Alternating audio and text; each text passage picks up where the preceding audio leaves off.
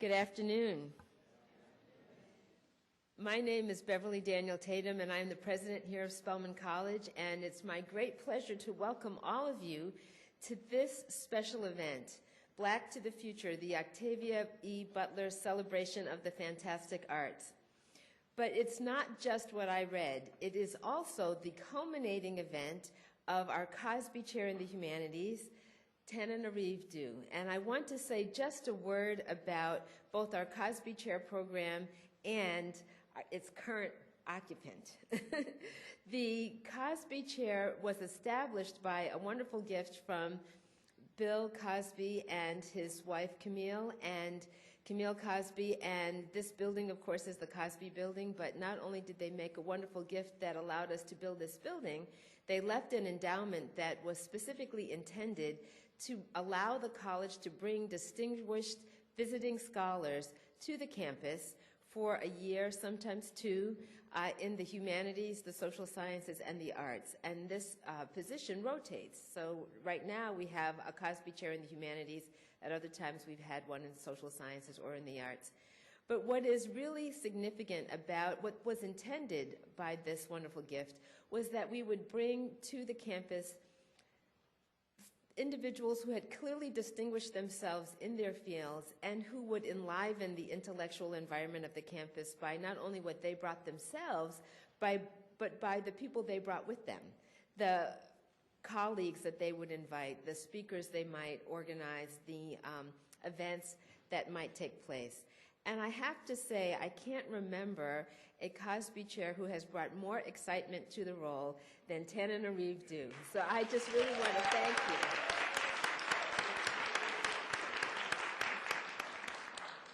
When you say something is a culminating event, it makes it sound like the end, but I can assure you it is not. I'm sure there's more to come. But we have had throughout the year wonderful programs that she has organized, and this one is certainly a very exciting one. So I really want to just say thank you to Tananarive, and let's give her another round of applause.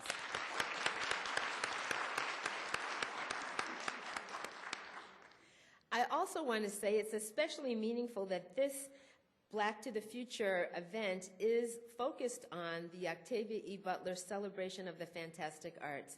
Some of you may know that Octavia Butler spoke here at Spelman College not long before she died, actually, and it was a packed crowd, and I was here and very excited to hear her read some of her work, and many people were at that excited. And we were all, of course, heartbroken when she died so tragically. So it seems wonderful to, again, celebrate her here while Tananarive is here, because their work in speculative fiction is, of course, inspirational, but also it is, I think, an important part of the African-American legacy that we should celebrate here at Spelman College. So I'm very delighted to be able to welcome you all here. There are others who will speak about the occasion. You will hear from the chair of the English department, Dr. Tarsha Stanley, and of course from Tananarive Due herself, and you'll see the program, a wonderful poem by Professor Opal Moore, and other special events. But I do want to take this opportunity to say a special word of thanks to our panelists who will be introduced, but I know that, you know, this is a star-studded panel, and I am very grateful for your presence here. I am the mother of two sons who grew up reading speculative fiction, and I am delighted to know one of them is in the audience, and I know is thrilled to have this opportunity. We are just grateful for your presence. Thank you all for being here. And without further ado, now let me invite to the podium Dr. Tarsha Stanley, Chair of the English Department.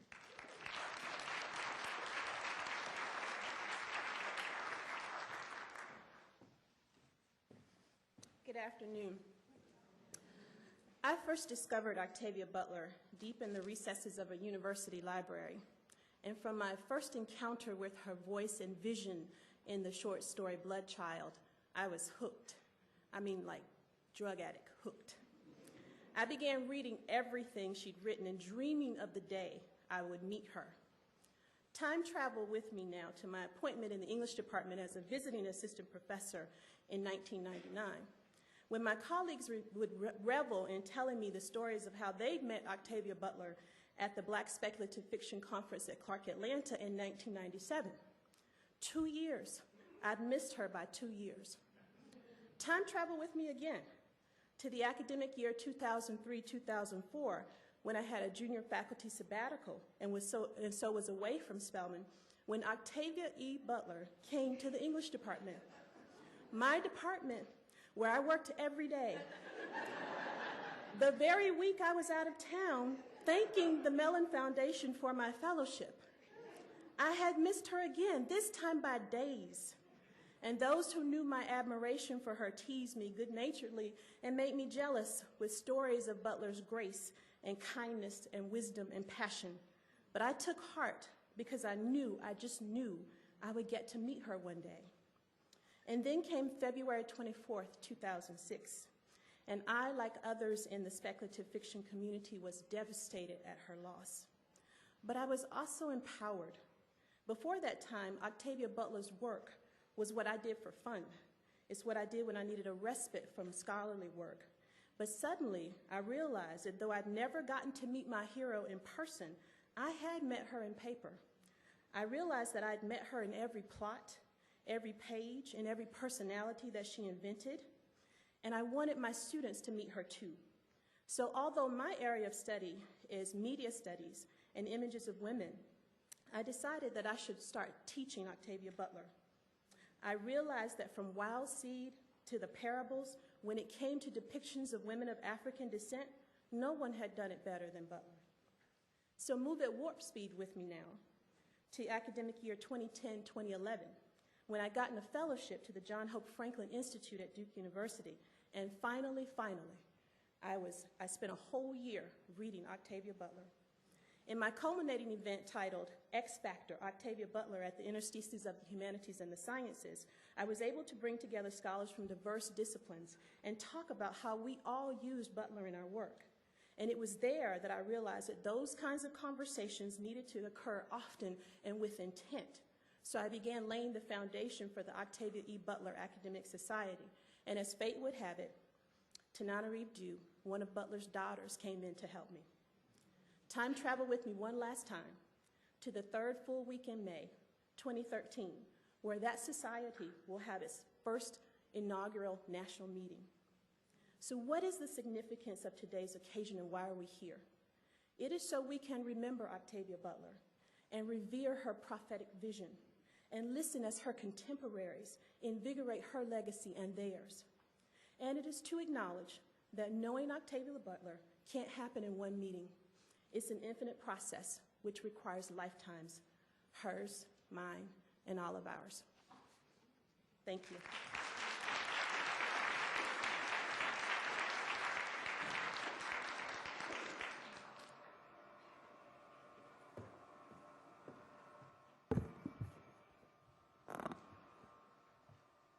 I'll wait for the screen.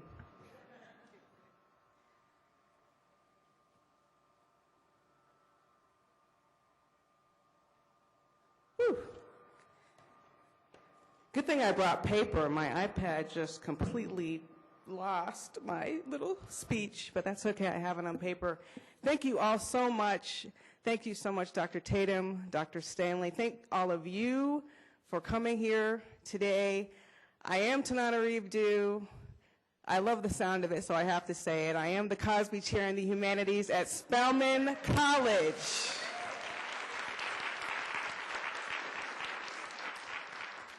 Wow, this has been such an amazing experience. I can't even describe it. Some of you were here when Ava DuVernay was here earlier last fall, and she inspired us all. I had the opportunity to work with 3 wonderful student writers who received scholarships to attend a workshop called Voices of Our Nations. It's a writing program, and I would like to mention them: Courtney Douglas, Taylor Petway, and Bonna Gadbian, wonderful writers right here at Spelman College.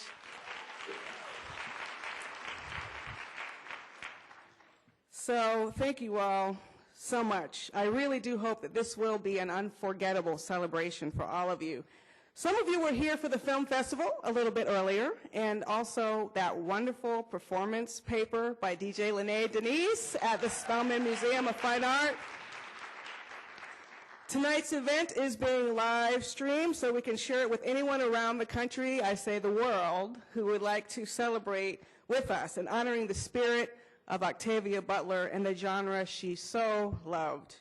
First, I also would like to mention a few very special people who are here, because believe me, what you see here, what you see outside did not happen by itself, and this is a very cooperative campus in terms of collaboration, and I have a lot of friends who have been very supportive. I don't know if Dr. Beverly Guy-Sheftall is here, but I do want to mention her because, right here in this room tomorrow, now, Dr. Beverly Guy-Sheftall is the founding director of Spelman's Women's Research and Resource Center, and they're sponsoring the annual Tony K. Bambara Scholar Activism Conference right here Friday and Saturday. That will be spectacular.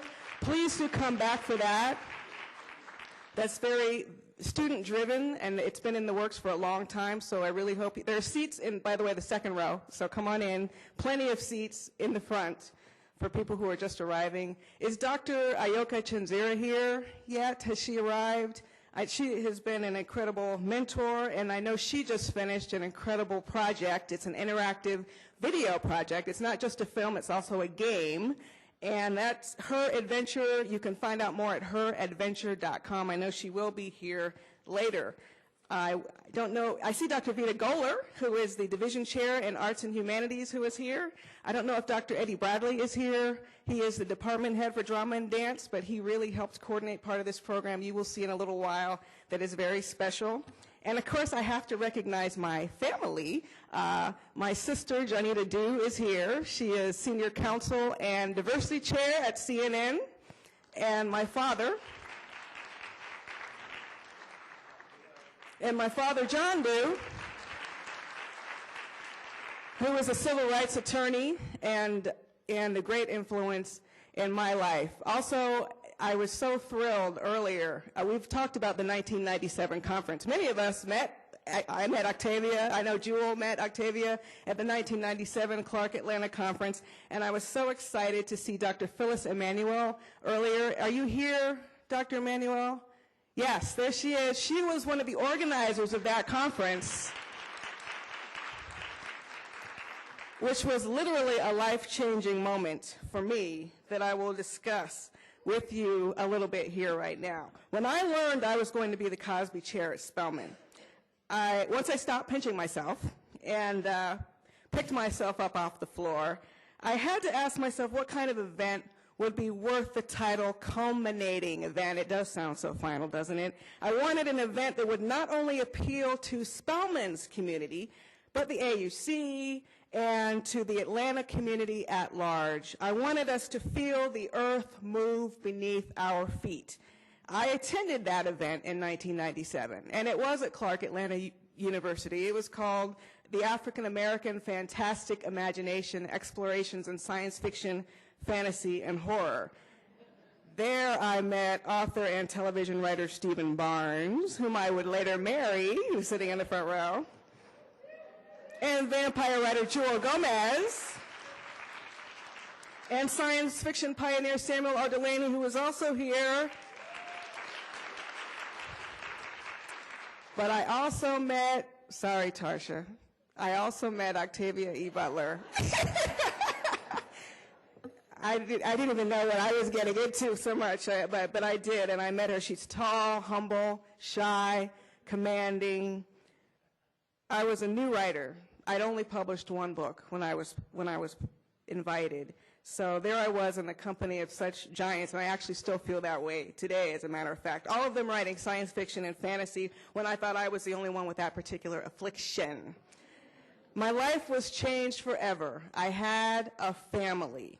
At long last, I belong somewhere. I know others of you who feel the exact same way about speculative fiction.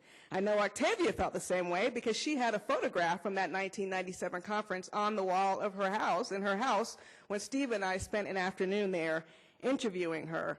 We can all trade stories about where we were, how it felt, how it still feels when we lost Octavia.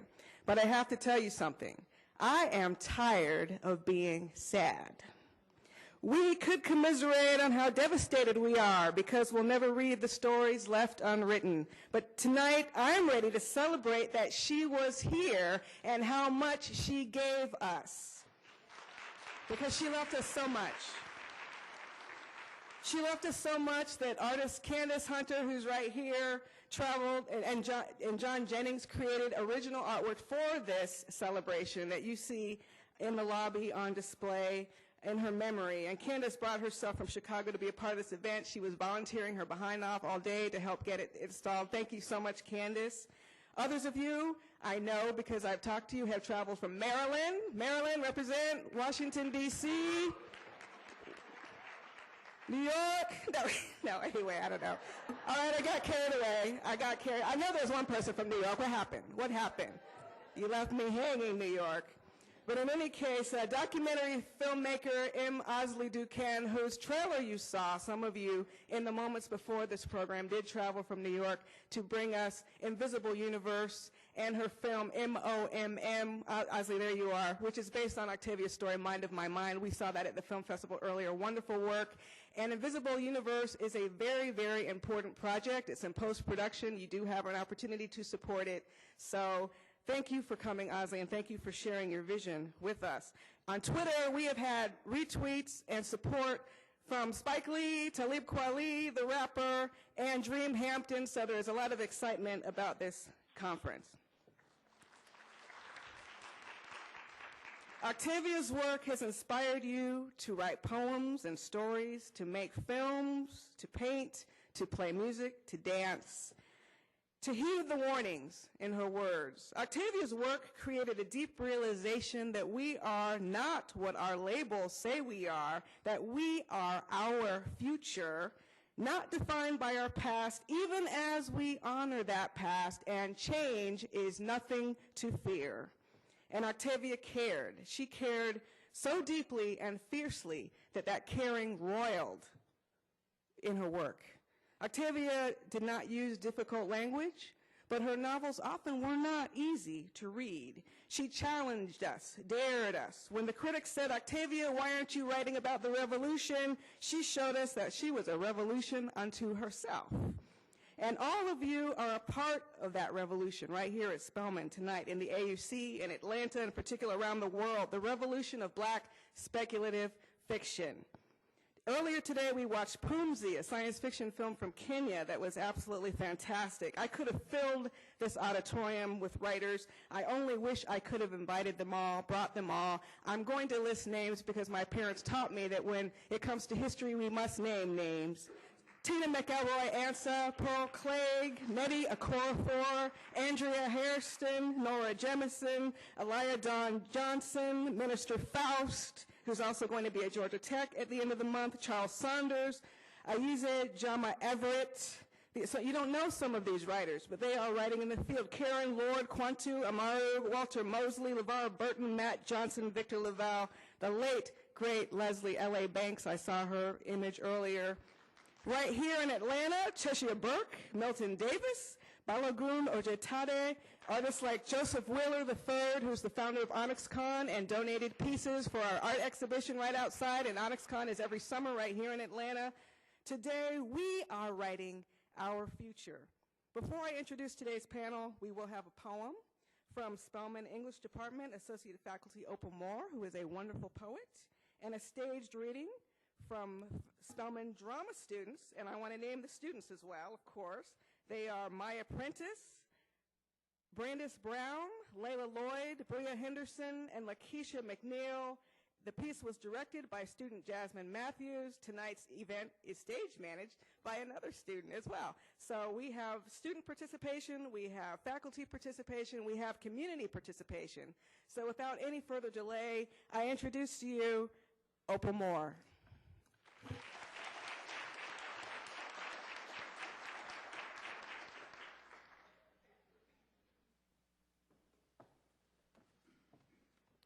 Good evening, everyone. First of all, it's my privilege to greet you yet again, and also to thank Tanana Reeve. You've been wonderful. You have just really brought such spirit to our English department.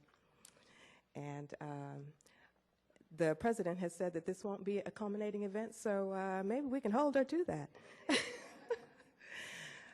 This poem wants to speak in the voice of Octavia Butler. I had the chance to meet her as well when she came here to touring with her last book, Fledgling. And I agree with the words that Tananarive used to describe her: tall, shy, commanding, and humble. She's a woman of few words, and so this is a poem also that will not bury you in words. I am black, I am solitary, I have always been an outsider. Octavia Butler. Octavia Butler leaves no immediate survivors. The New York Times, March 6, 2006.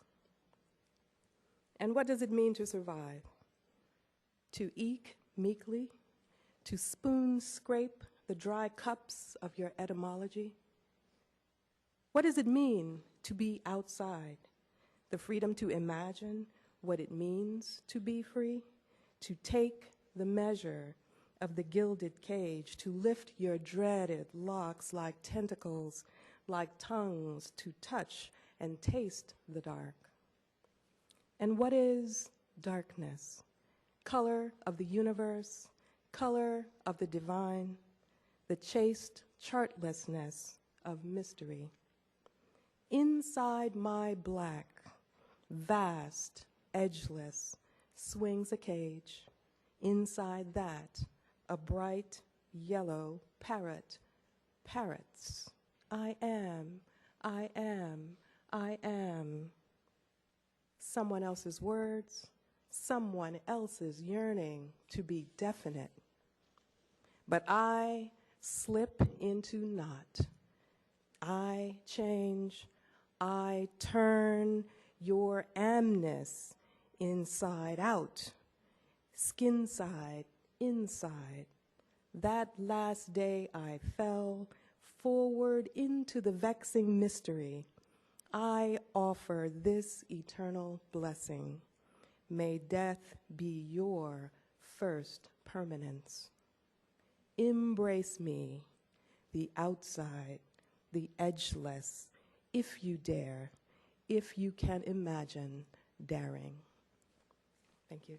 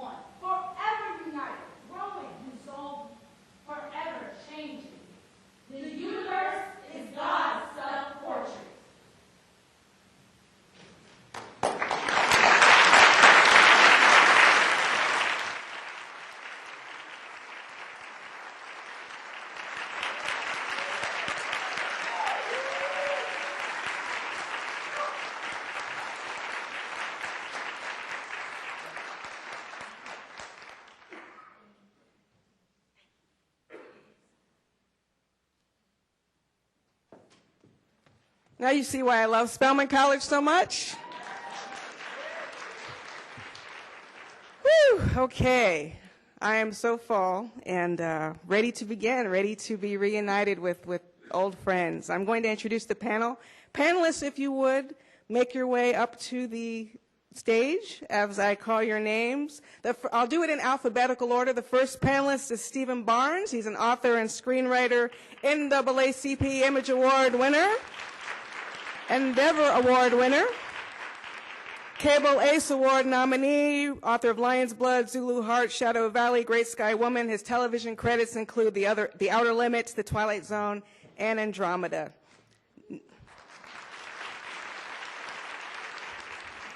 Next, Samuel R. Delaney, author, literary critic.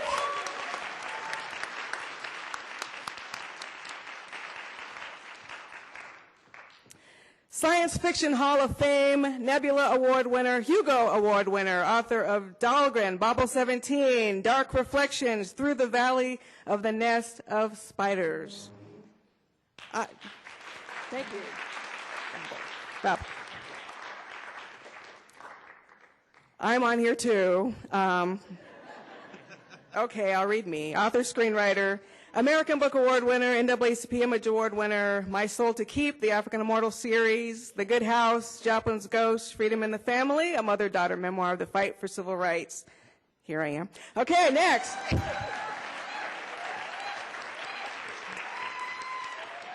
Jewel Gomez, author, poet, playwright, Lambda Award winner, The Gilda Stories, her novel, cult classic vampire novel. Bones and Ash, A Gilda Story, which is a stage adaptation performed by the urban bush women waiting for Giovanni a play. Nalo Hopkinson, author and editor. John W. Campbell Award winner, Locus Award, World Fantasy Award winner, Sunburst Award for Canadian Literature of the Fantastic, author of Brown Girl in the Ring, Midnight Robber, Skinfolk. Thank you, Nalo. I call this my panel of thousands. Brandon Massey, author and editor, winner of the Golden Pen Award.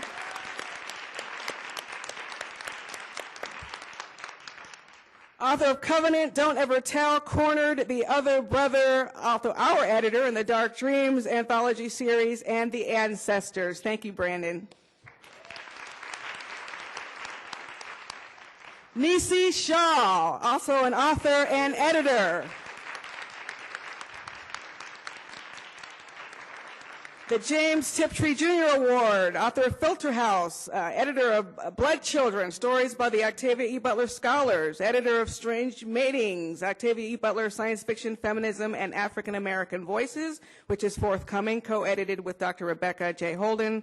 Also, she did Writing the Other, a practical approach, co-authored with Cynthia Ward, co-founder of the Carl Brandon Society, which administers an Octavia E. Butler Scholarship Fund for writers to attend the Clarion Writers Workshop in Clarion West. Thank you, Nisi. And last, but certainly not least, Cherie Renee Thomas, author, poet, editor, World Fantasy Award winner, New York Foundation of the Arts Fellow. She's the author of Shotgun Lullaby, Stories and Poems, also the anthology editor of Dark Matter and Dark Matter, Reading the Bones. If you haven't read them, you must.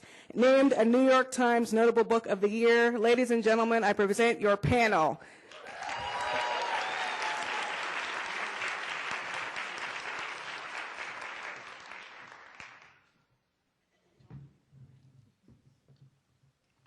So who's moderating this? I'm supposedly moderating. Or should we all just talk at once? It's really it's a kind of a silly notion because anyone up here could moderate this panel, and I would hope that it will fall into the category of conversation at one point, but I am supposed to be the moderator. So I'm going to, we're talking about Octavia, so my first question I wanted to be about Octavia. What is your favorite Octavia Butler moment? For those of you who know her, personal reminiscences are welcome because many of you in the audience did not have the opportunity to know Octavia. If you could share a treasured moment, and if you didn't know her as well, a treasured moment from the reading, and anyone may begin. I'd like it to be just sort of a conversational experience, if we can. Anyone may jump in if you like. Okay, I think I can. While I'm talking, if I could ask someone to bring that blue water bottle that's there, I would love that. Thank you so much. I was at a conference in France, in Nantes, where Jules Verne was born, and called Utopialis. And I was one of the guests, Octavia was one of the guests. And at some point, they put us all at the very end of this huge conference on a panel together, all the women authors who were at the conference. And the topic was supposed to be about writing as a woman. And what started to happen was some of the male authors in the audience, matter of fact, I'm actually quoting one of them, stood up and said, well, we love having women in the field because men, we write about the big things, and women, you write about the small things. And all through this kind of conversation, I'd been sitting next to Octavia and we were sharing the mic, and she was sort of muttering under her breath about some of the more outre comments. And when that particular gentleman, she put her hand up to me a couple of times to ask for the mic and then pulled it back and said, no, no, no, my mother always says, if I can't say anything positive, I shouldn't say anything. Until that particular comment about women writing about the small things, and then she just sort of took it. And what she said was perfectly, as Octavia was, polite. It cut his feet out from under him, but he never noticed. The big thing for me was that moment where extremely sort of schooled, polite Octavia grabbed the mic so she could have her say and tell him that women wrote about all kinds of things. Thank you very much.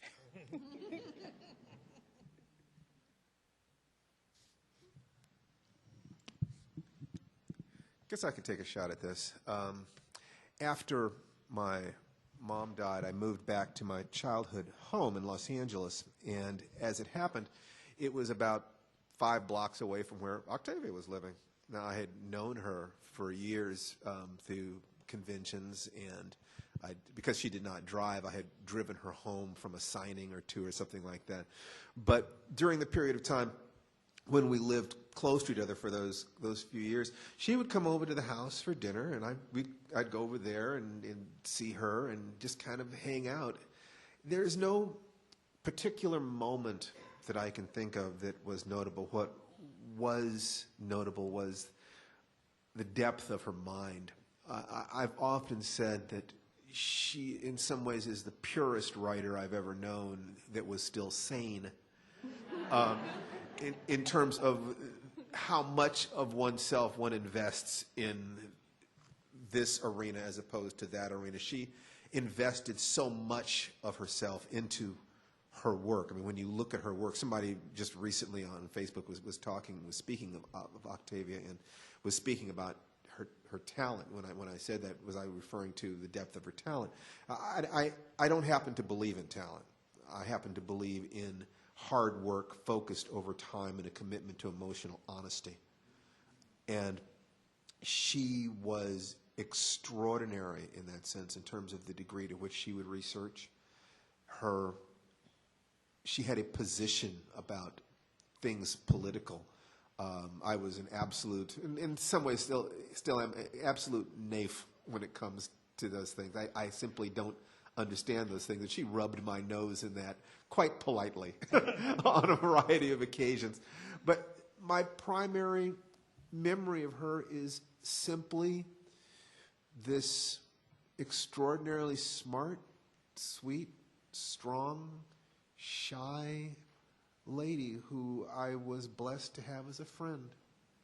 And it wasn't complicated in that sense. I mean, I actually, she was actually a part of my life for a while, and the loss was so personal in some ways that being able to come here and see all these faces, people who read her work and appreciate it and attempt to keep her spirit alive in their own work, it's very warming. I think that she would be very happy, as well as kind of self-depreciatingly humorous about it. So my primary memory then is of a person who just wanted to do the work, and did.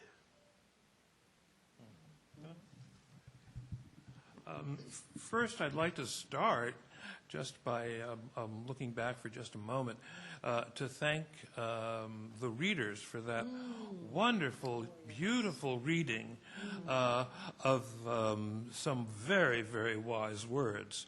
And they sort of brought me to the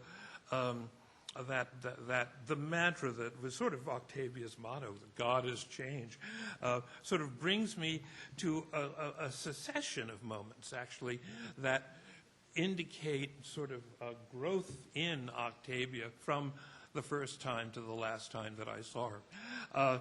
In the first time that I ever heard of Octavia, I'd gone to teach at the Clarion Science Fiction Writers Workshop, and somebody took me aside and said, "Oh, Harlan Ellison wants to talk to you."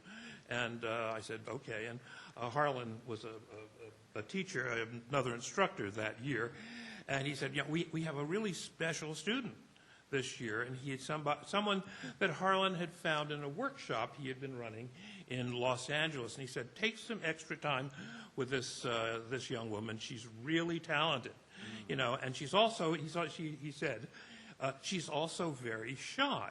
Yeah. Now, Harlan is famous for walking all over people and what have you. He's not famous for saying, "Take some extra time with people." This person, they're kind of shy. So it stuck with me. And sure enough, the Harlan left and the workshops went on. And there indeed was this very tall, impressive-looking black woman there, young, I think. Was she 23 at that time? I think she was just 23. And pathologically shy. Not just shy, but she spoke maybe once every 3 hour, we did the workshops, ran out 3-hour workshops, and she would speak once. But whenever she opened her mouth, it was very clear she had something to say. She said it succinctly, clearly.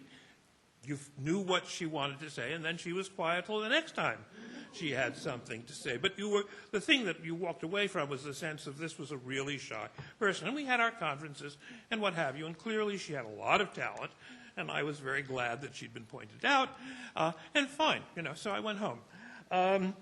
We skipped 10 years.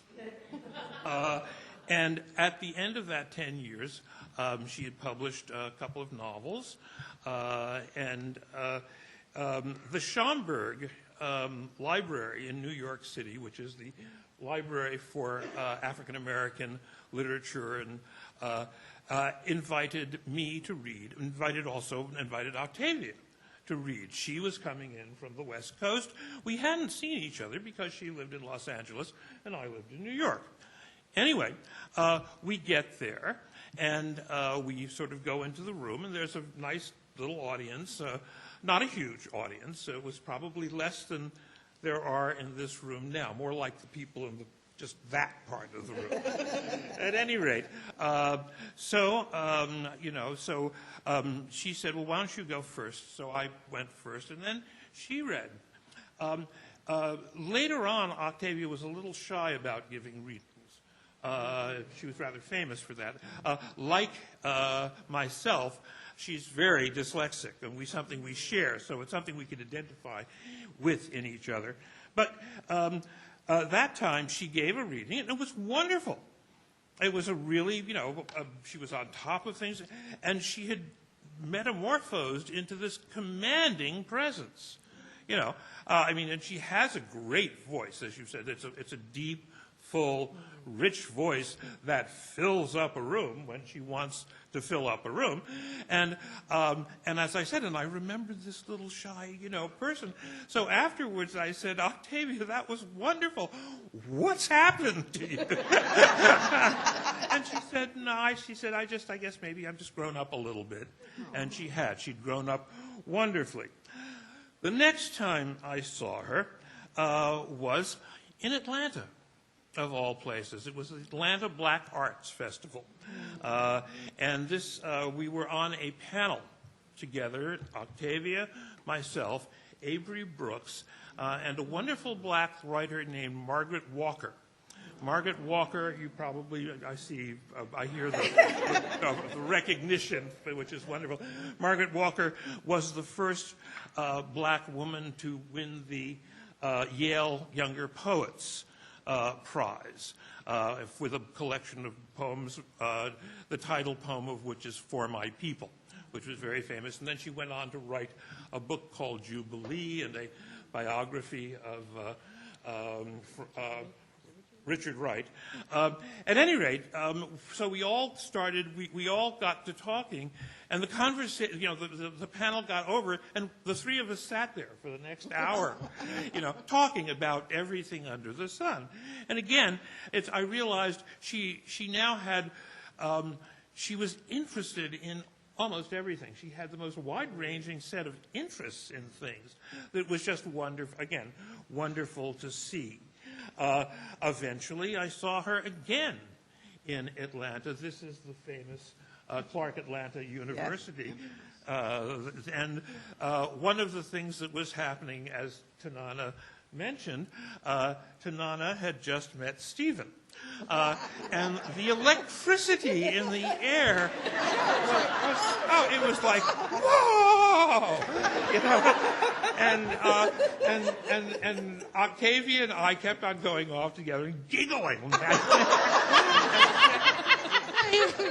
And we were as happy as two little partridges, while Steve and Tanana billed and cooed, I believe, the term, and that has come to a wonderful, blooming and fruit, and everything is still changing, and isn't that wonderful?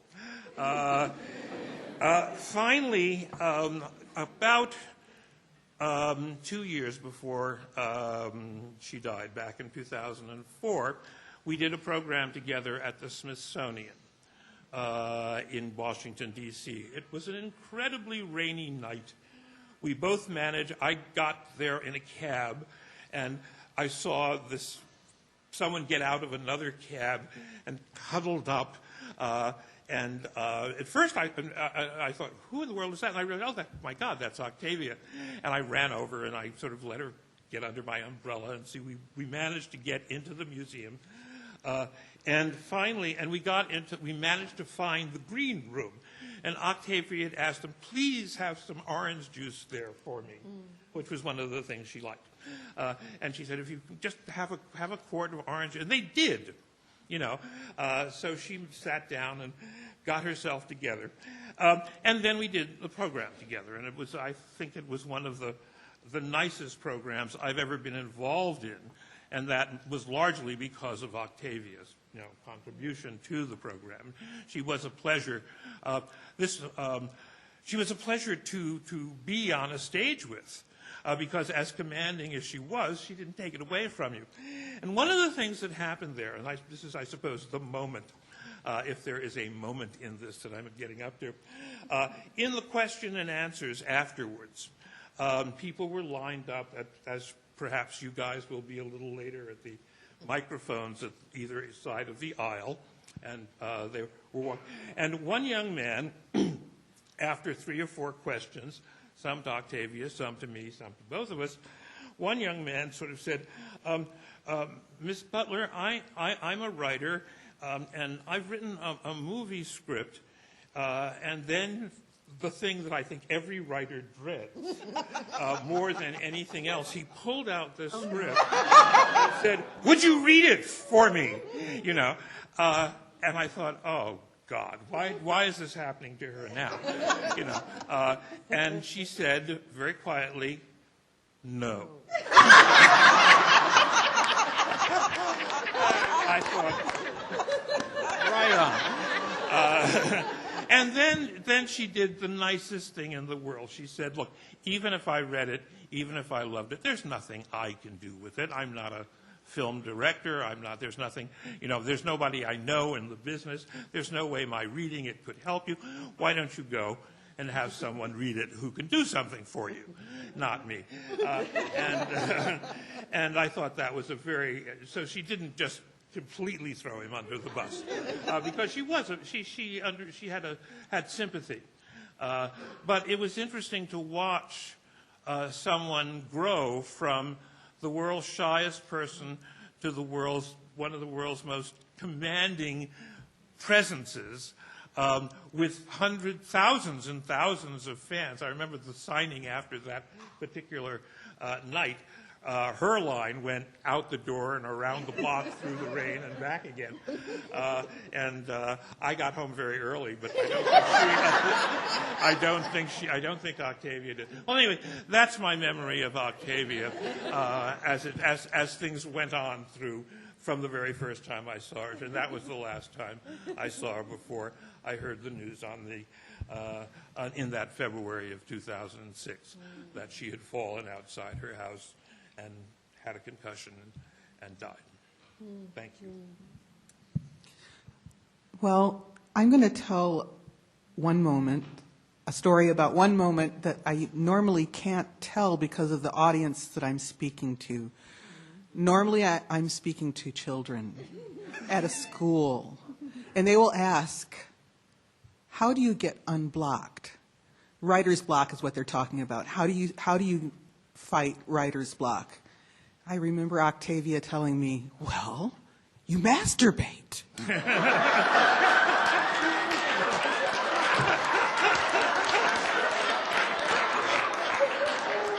Only here, folks, only here. Only here, okay? and don't tell anybody. Oh, wait. Live stream? My dad is watching this. We won't tell anyone. I'm going to go. What happens in live streaming stays on the internet. Students have just heard. I will certainly remember that advice.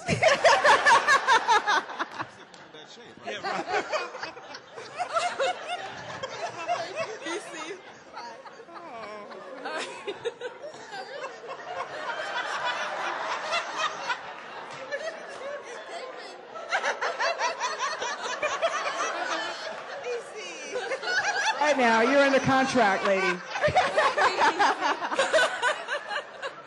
worry, she'll be back. She'll be back. She'll be back. The queen needs a moment. She'll be back. I'll just bring it to a PG moment.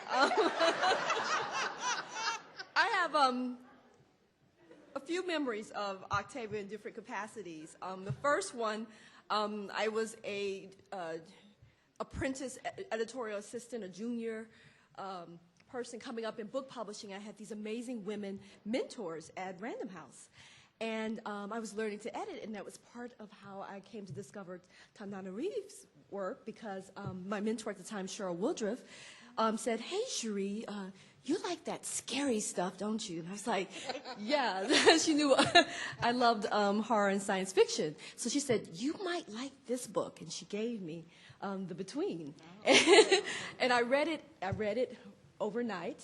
And then I got online. I was totally addicted to eBay and everything at the time. And I found a women's book club that you were corresponding with, and that's how I got your email address. And that was my first time communicating with her. But seeds were planted working in publishing. And I got this idea that, man, I can't find any books of black short story writers. Where's the science fiction that's all in a collection? I've read through all of Octavia's works. I've tried to read through Samuel Delaney's, but I'm not smart enough.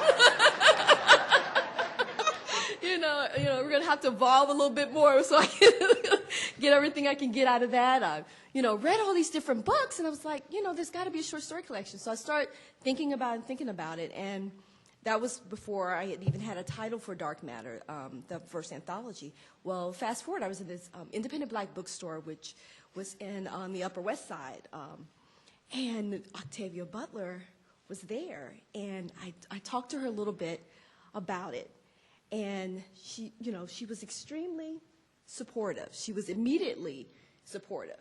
She actually pulled out of her purse 2 Ziploc bags. In one Ziploc bag, she had Kleenexes, and she used that to dab her forehead because she had been talking and, that she had worked up a sweat. The second Ziploc bag had the essay that she wanted me to use for this untitled, unsigned, no contract, project, And then I saw her again at another event with Walter Mosley, and that's when at that time, Marie Dutton Brown, had my back. I had a great agent, and we were moving forward. And she reaffirmed, I will support this. And it wasn't until years later that I realized that she had actually attempted to do a similar anthology before, but had been told that there wasn't a market for it. And so my memories of Octavia is of her being this amazingly humble, extremely open and straightforward person, and just generous in a way that, sometimes you have that many people asking you for things and following you and looking up to you and putting you out there as this icon.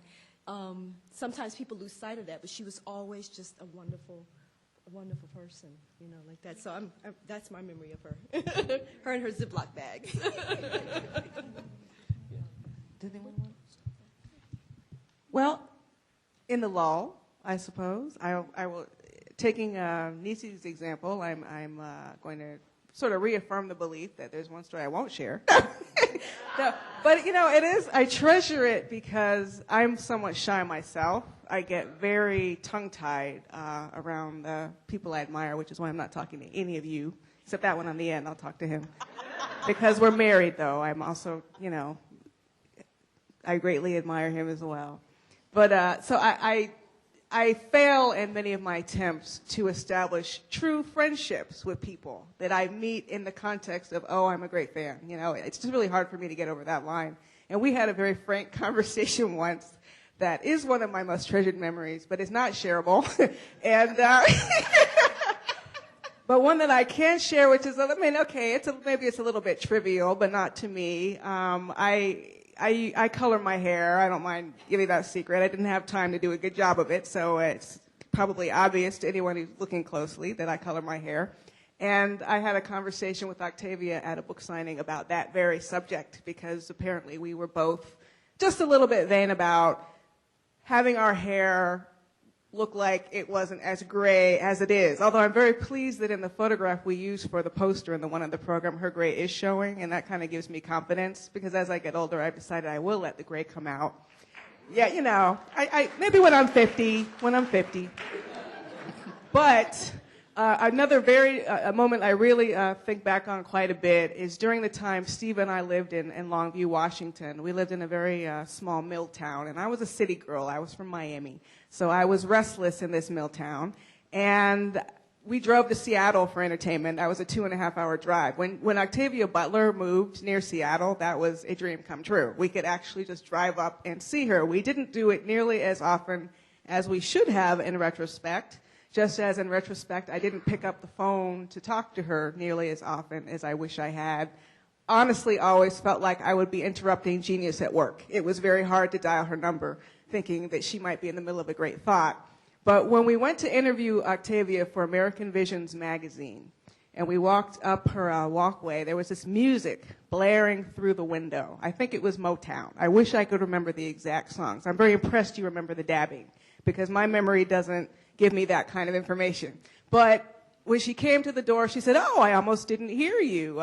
She said she was writing, and she wrote to music, which I thought was just a great thing to learn as another writer, because I also love to write to music. So I thought, that's great. We have that in common. And we had a wonderful visit with her. It was 2 or 3 hours of conversation. She served us lentil soup and bread. I remember that. I always remember the food. I remember seeing that picture from Clark Atlanta on her wall, but really what struck me, I think, almost more than anything about being in her house was her books. All over the living room wall, just this huge library of books. And someone just asked me recently, I wonder what happened to all those books. I don't know who asked me that, but I wonder too. And that just really, I think, just supports the point that Steve made in terms of her research skills as a writer. She was a dedicated reader, as all writers must be. And that was an example to me and an inspiration to me and a beautiful memory of a warm afternoon. It's kind of hard to follow up on all these wonderful reminiscences that everyone has about Octavia because I didn't have the pleasure of knowing her personally, but I did know her through her work. The first book that I read by her was Wild Seed. And, yeah, I can hear from the recognition that many of you have read that work, which was just, I really think that at that time I had never read a sci-fi story by a writer of color. So it just made such a powerful impression on me, and it just opened my eyes to, wow, like, we can actually write this, and it can be awesome. This next book I read by her was Kindred, which was just one of those books where I literally think I read it in just a white heat of just feverishly wishing I could literally jump into the story and intervene with what was going on. I mean, it was just, it's just so profoundly, just got into me. And that's when you know that you're reading a story by an absolute master storyteller. The last book, the most recent book that I read by her was actually her last title, Fledgling. And, and again, just, vampires, Octavia Butler styles. Like, no one had ever taken that particular angle on the mythology of vampires. She just brought something so deep and unique and just thought-provoking to that genre. And there are other books of hers that I still want to read and reread. And the best thing I can say about her is she literally opened my eyes to what was possible for a writer of color. And for that, I'm profoundly and forever grateful. And I was honored to come here and participate, and thank you, Tanana Reed, for asking me to come. It's a wonderful event. Thank you all for coming. I've done quite a few, book events, around the country, and oftentimes we don't see a whole lot of us at these events, and the question is always raised, well, do we read sci-fi? Why are you writing it? I get that question a lot. Why are you writing these kinds of stories? And the answer is always, why shouldn't I write them? Aren't we worthy of being represented in these types of stories as well? And every author who's sitting up here probably has, their own answer to that question, which, probably hits on that particular theme to some extent. But again, I'm just glad to be here. Thank you all so much for coming and showing your support for Octavia, for all the writers gathered here. I'm really thrilled to be here, and thank you very much.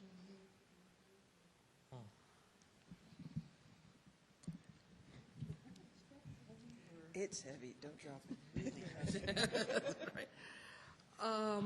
I actually only met Octavia twice, and that shyness was the thing that I noticed first. So my story of meeting her starts when I was about 15. And I was watching Star Trek and Outer Limits. You were already in my life then, Steve. And I felt so connected to the Twilight Zone and all of this, because I, as a kid, felt very marginalized.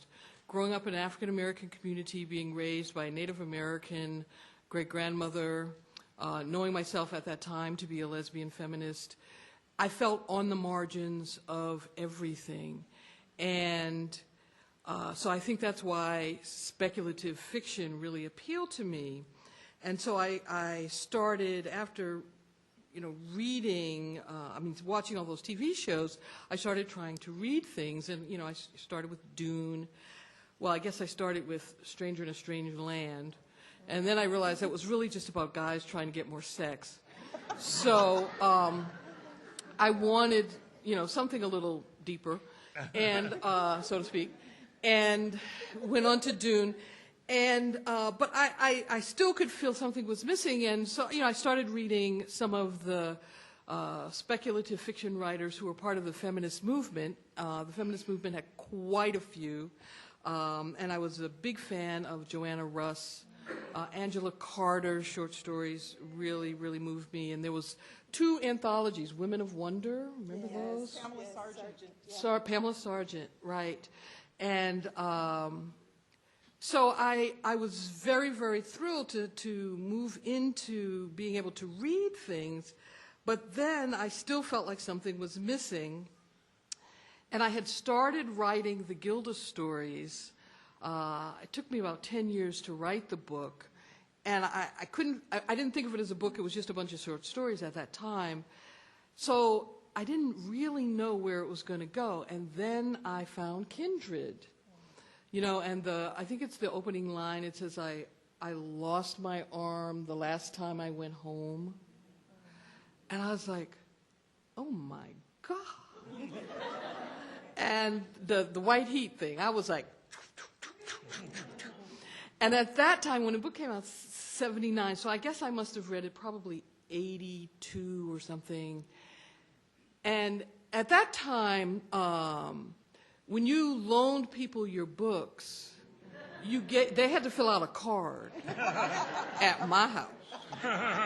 Because I wanted to know where that book was going and how I was going to get it back.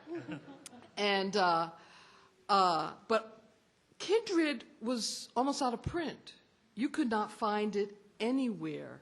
And I owned the last 2 copies that were available at the bookstore. And so this is before the internet, so you could not go online to A Libris or Powell's Books and find or eBay. You could not go online and find anything. So I had 2 copies, one of which I kept in a drawer. And so when people would come by, and I started telling people because she was so fabulous and the book was so amazing to me, I told people, and so all the women who came to my house, I could see them fingering my copy. And I'm like, and so finally what we ended up doing was I had a series of dinners with a couple of friends in which we read Kindred out loud, because I would not let anybody borrow the copy. And I felt really guilty about that. They could read. But not so guilty I was going to let them borrow it. And so we read it out loud to each other over dinner. It took about 3, because, you get distracted and it sends you off on a riff about something. So it took about 3 dinners to go through it. So in the mid-'80s, I was at a conference for women of color writers somewhere in the Midwest. I don't know. Wisconsin, Chicago, something. And Octavia Butler was there. Everybody thought she was going to read. And she said, what you said. She said, no, I'm dyslexic and I don't do public readings. And, we all sat around. There was like a room packed with people moaning and groaning and just asking her questions. And so I wanted to go up and tell her this story, but she was so tall and stately with that voice. And I didn't realize it was shyness. I thought it was being imperious. I was terrified. I said, I'm not telling that woman I did that. I'm never telling her that. And so I didn't. Coward that I was. And but I always had this quote in the back of my mind that the surrealists, visual artists, believed that in order to change the world, you had to dream it first. And so I used to imagine myself telling her that I had done this, just kind of rehearsing it in case, I bumped into her at the supermarket. I don't know where I thought I was going to see her again. But where I saw her was at Clark Atlanta on this panel. And at one point during the weekend, I drew her aside and I told her the story. And I'll tell you, one of the greatest moments of my life was she smiled and said, well, that was awfully clever of you. I was so relieved, I can't tell you. And I'll never just forget that look on her face of joy that her story could do that, and with a group of people. And the thing that I learned from it was her writing, and I think all of us, what we're trying to do is create community. You know, we don't want to be the only one out there. So once I read that book, I knew I was not the only one out there. But we want to create community. We want to change the world by imagining other bigger and better worlds and draw people into that community. And having Octavia Butler smile at me told me that it was really worth it. And one of the last quote, they were reading, the wonderful students who were reading from Octavia reminded me of this great quote from Adrienne Rich, in which she said, "Change is the only poem." And I think Octavia would say amen to that. That's great. Oh, you're all looking at me now. Okay, so that was wonderful. You know, what strikes me in trying to program this and form a panel, and the reason this panel is only 8 of us is because I couldn't afford, or we didn't have room to bring more than 8, because I really am sad about the writers I could not bring in and could not invite. And I was talking to Phyllis Emanuel about that a little bit earlier, you know, and it was her impression in 1997, you know, there were just a few folks to choose from. It wasn't that difficult. But now it is. I mean, really, there are so many writers of color, not just black writers, but writers of color, and around the world. I had someone write me and say, well, how come you're not inviting this writer from South Africa? Well, how come? You know, it's like, okay, but I can't. And it's wonderful. There is that sense of a growing community. I just wonder what you think has brought it about, the level of interest in it, the writers who are taking up the baton. Well, of course, having other people do it first really helps. Yeah. I mean, thank you, Chip. Thank you so much. Yes.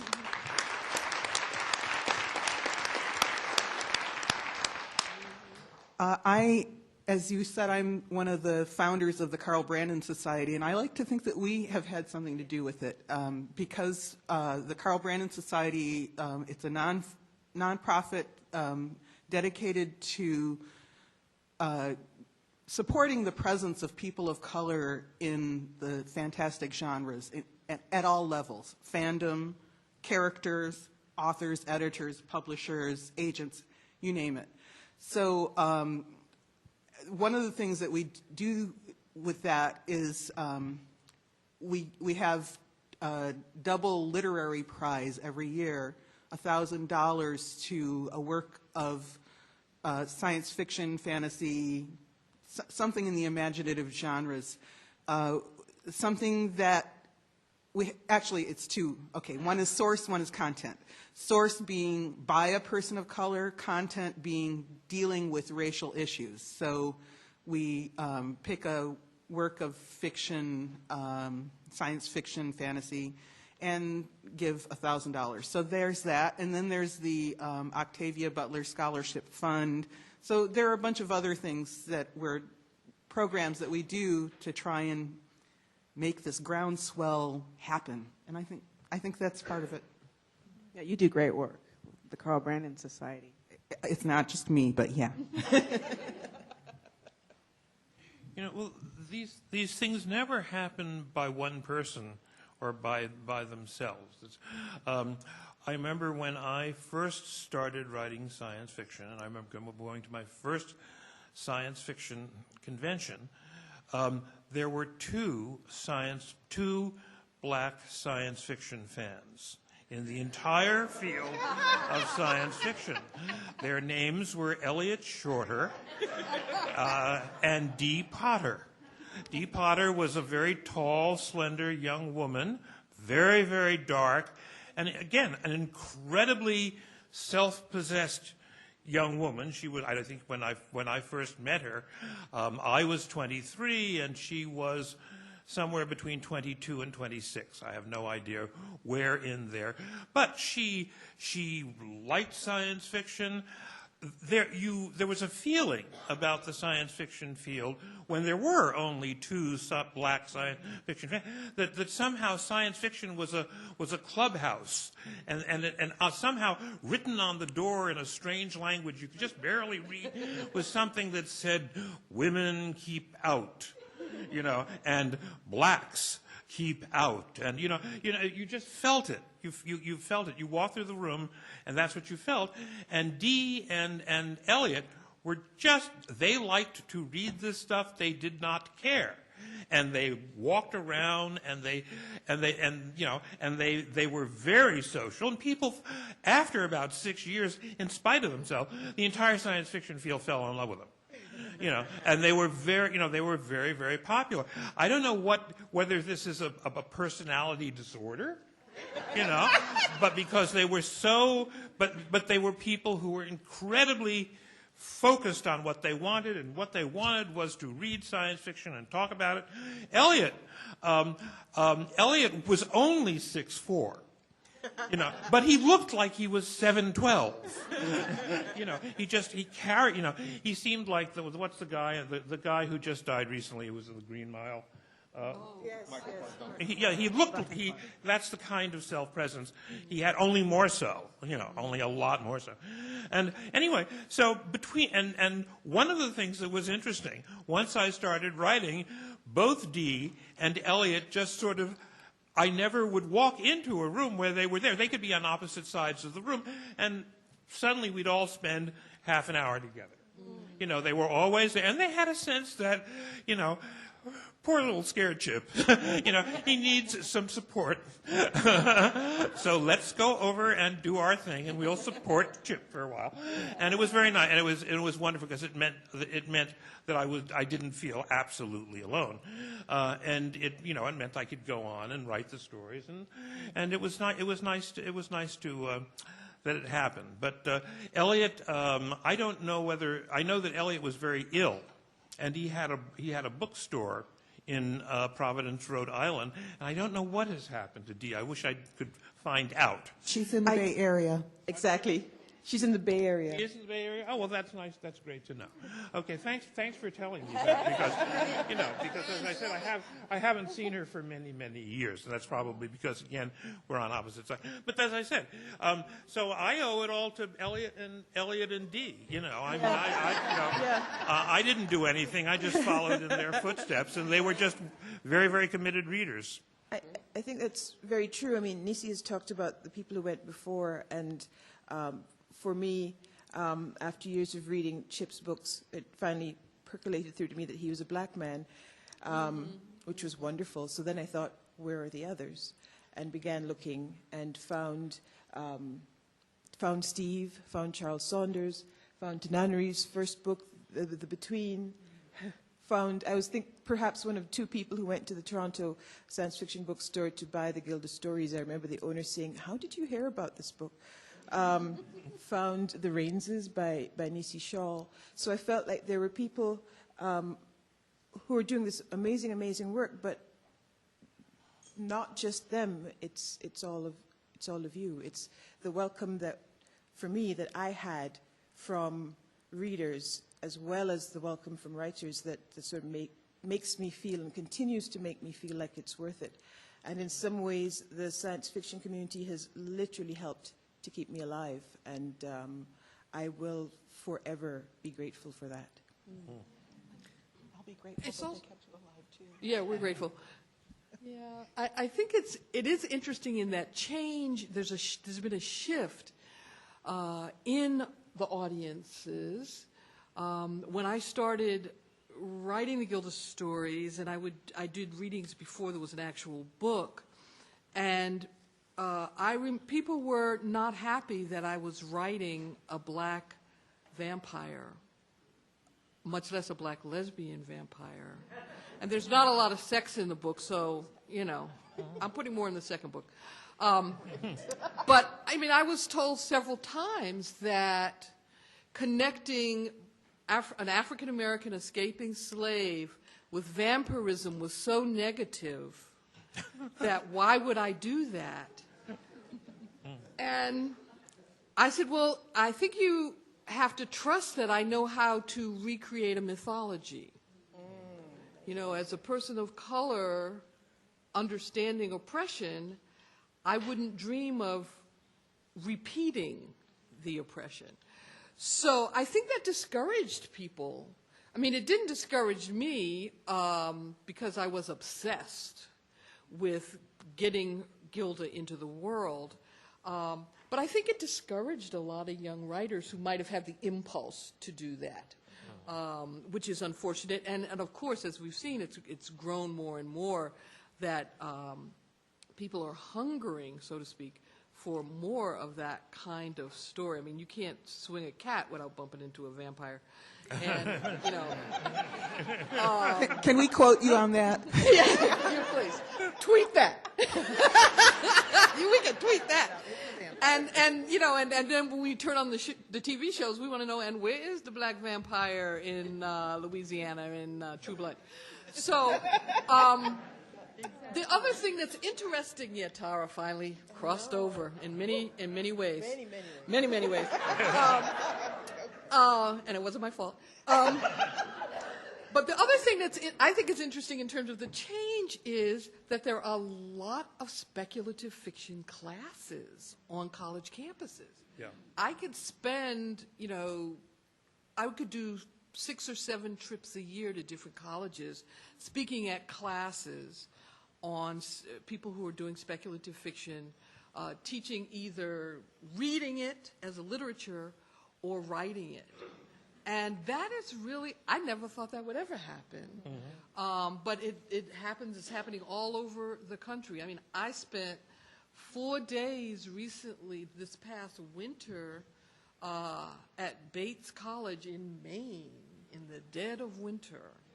And all I did was talk about you and you and you and you, and the Gilda stories. I mean, they were hungry to know about the evolution and the specifics of the writing. So I think campus college courses has really contributed a lot to it.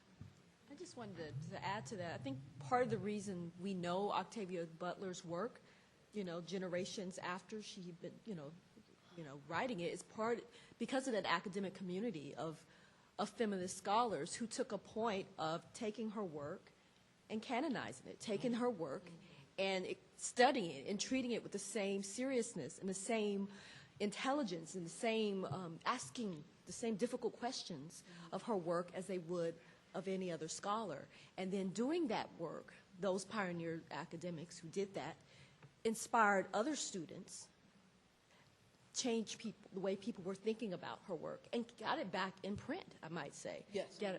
I learned of Octavia Butler's work in a slavery and literature class. It was assigned on the syllabus right alongside Margaret Walker's Jubilee.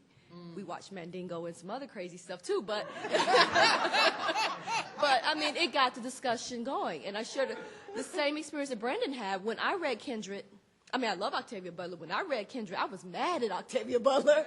I was mad at her character. I wanted her, read, woman, read. Teach them to read. You know, I wanted her to, I'm looking for the gun. You know, shoot them. Go get your people.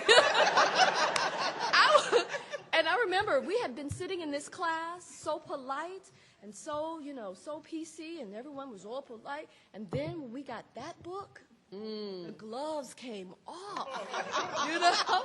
And it was the most lively, exciting, controversial conversation that we had. And mind you, I'm having this conversation in the South. I'm having it in Memphis, Tennessee, that, you know, I'm having it in Memphis. I'm just going to say that, okay? There's about 22 Negroes on the campus at the school I was at. And so we're having this conversation, and her work changed the whole energy of our class. It was really a quite wonderful experience, but it was hard, you know, because I had to reconcile the fact that, you know, the 90s, you know, Black Power, wearing your medallion, you know, Gumby cut.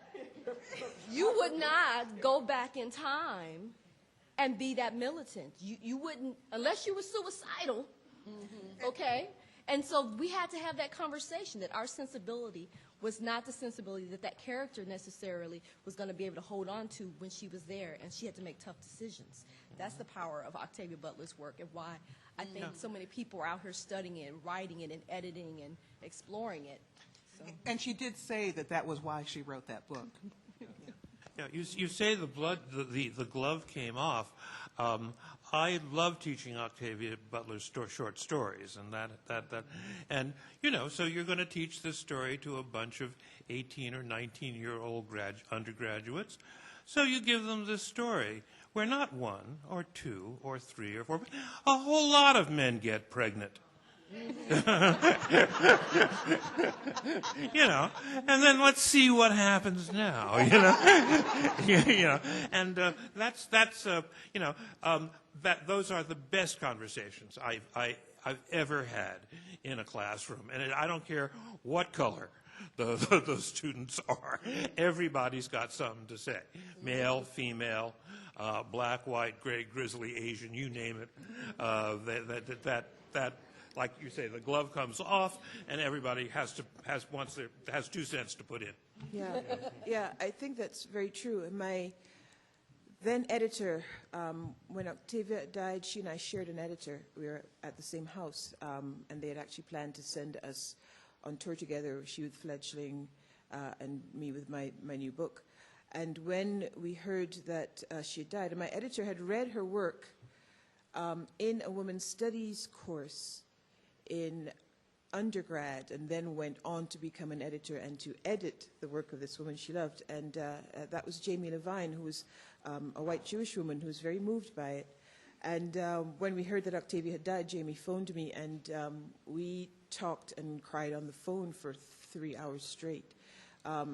So it's so many ways in which the work has gotten out and then has come back and has spread. It's quite magical.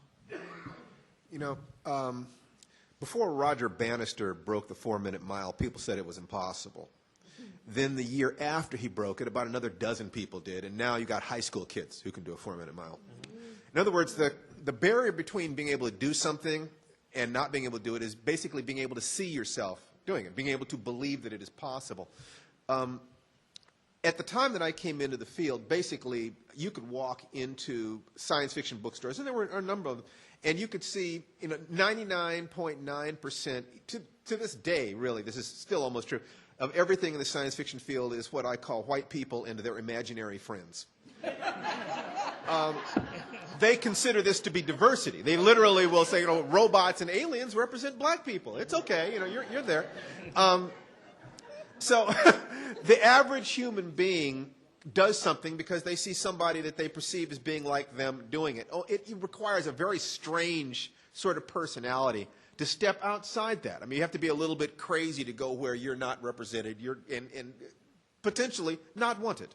You're not appreciated. And if you are appreciated at the party, don't you dare bring up the fact that there aren't more like you. You should be glad that we let you in the room. There's a certain amount of that. So I had science fiction, fantasy, horror, action, adventure, stuff like this was just the kind of stuff that I did. People ask, why do you write this? Because this is what I read. And why? But then you could take another step. Well, why was I reading it? Okay? And the reason that I read it, I mean, the science fiction fantasy, that's the kind of thinking around the corner. But it was the action adventure, Edgar Rice Burroughs and Robert E. Howard and stuff like this, that kind of got me into that. And then I discovered Arthur C. Clarke and Robert Heinlein and Robert Silverberg. But a lot of it was because they were adventure stories. My father was not in the home when I was growing up. And I was looking for these images because I was asking myself this question, well, what is it to be a man? What is this? What is it to be an adult, which is what all children want to know? What is it going to take for me to step across that line? And then what is it to be a man is, this specific, boy running testosterone part of that particular question. And some of the stuff, if you've read some of those greats in the field, you'll realize that people who look like us were not represented well. Robert Heinlein, you have, Farnham's Freehold, for God's sake. And Robert E. Howard, he'd have Conan going into a town and being repulsed by the stench of Negroes. And Edgar Rice Burroughs actually, in one of his books, he said, white men have imagination, black men have little, animals have none. I mean, this is what was there. But I read it because, as I put it once, I sacrificed my melanin on the altar of my testosterone.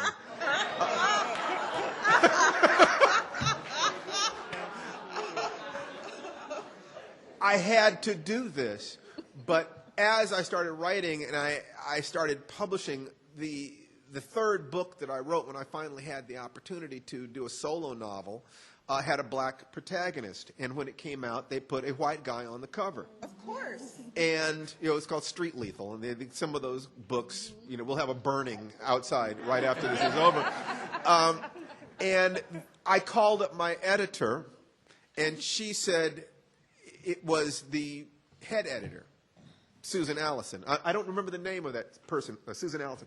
And I talked to Susan, and she said it was the sales department. I talked to the sales department, and they said it was the art department.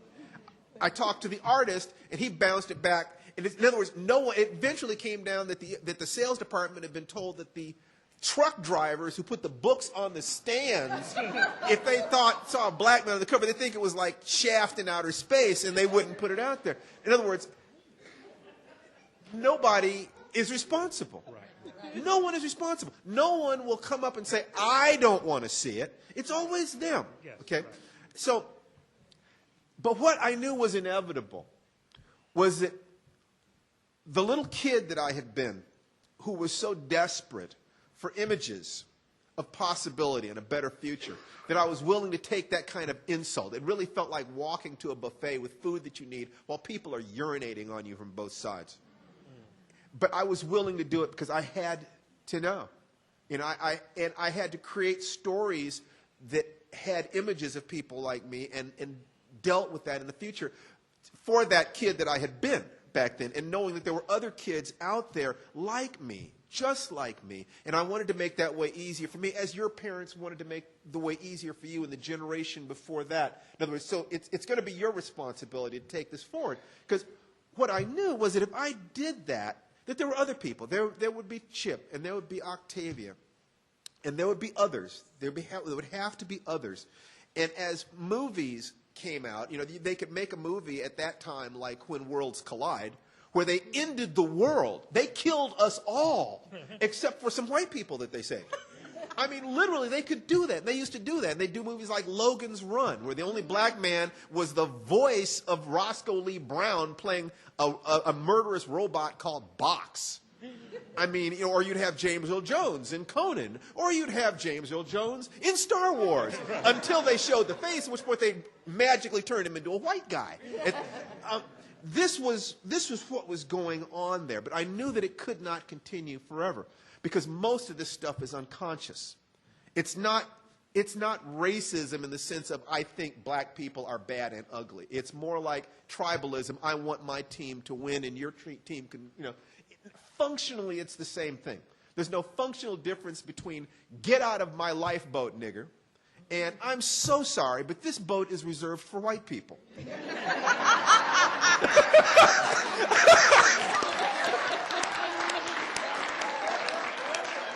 Functionally, your ass is still drowned.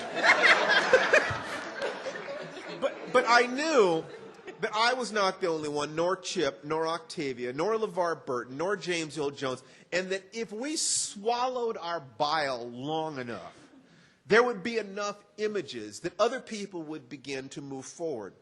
And what was going to happen is that if enough people kept trying, you have to have 100, 200, 300, 1,000 people sending it to find somebody who's really, really good. I mean, that's just the slush pile nature of reality. And as long as the pool was tiny, there was no way that kind of genius was going to have an opportunity to out. I looked at Chip and Octavia, and I said, I'm looking at genius here. I'm going to gut it out.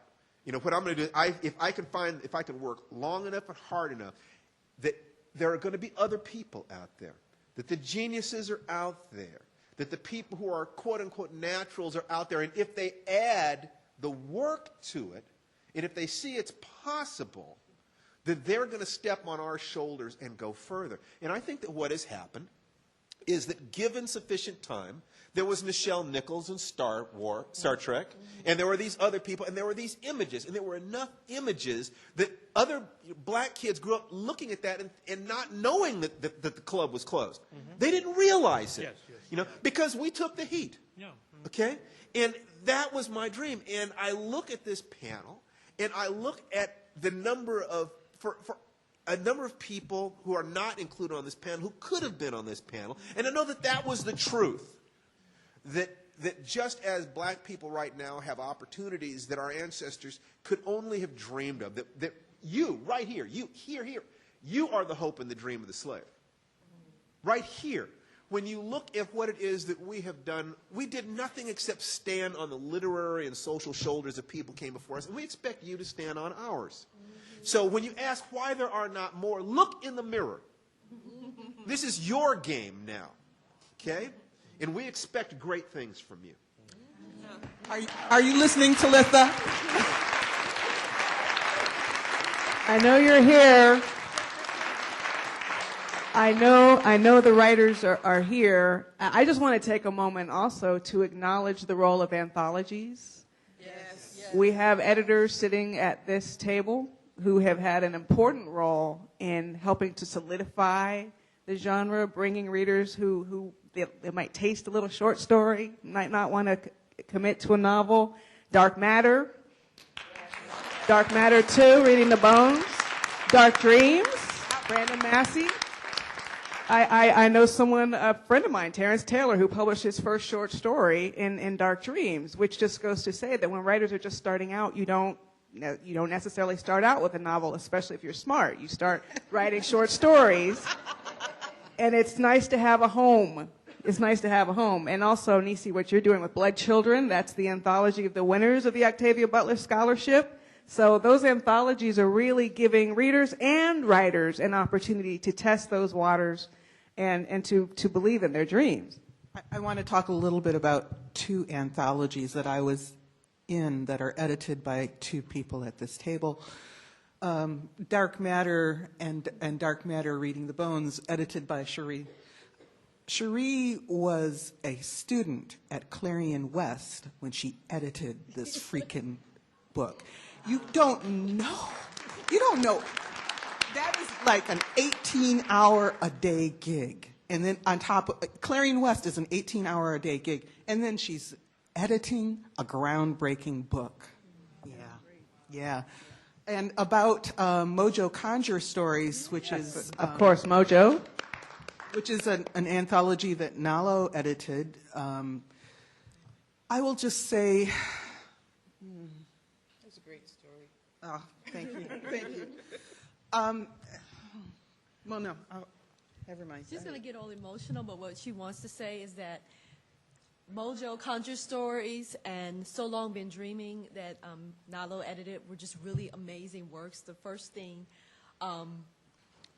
setting the work with the folklore, and having these diverse writers kind of come to it in their own unique ways.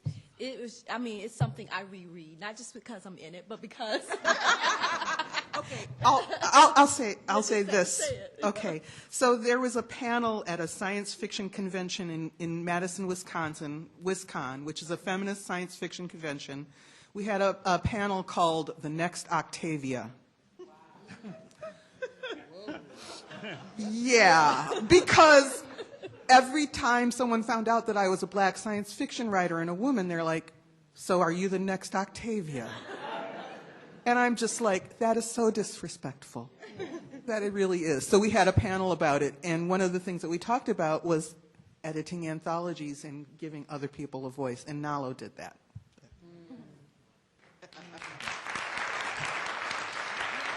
Can you say the whole title of your So Long Been Dreaming? Because I think that subtitle is critical. So Long Been Dreaming, Post-Colonial Science Fiction, and it is co-edited by me and Upinder Mahan.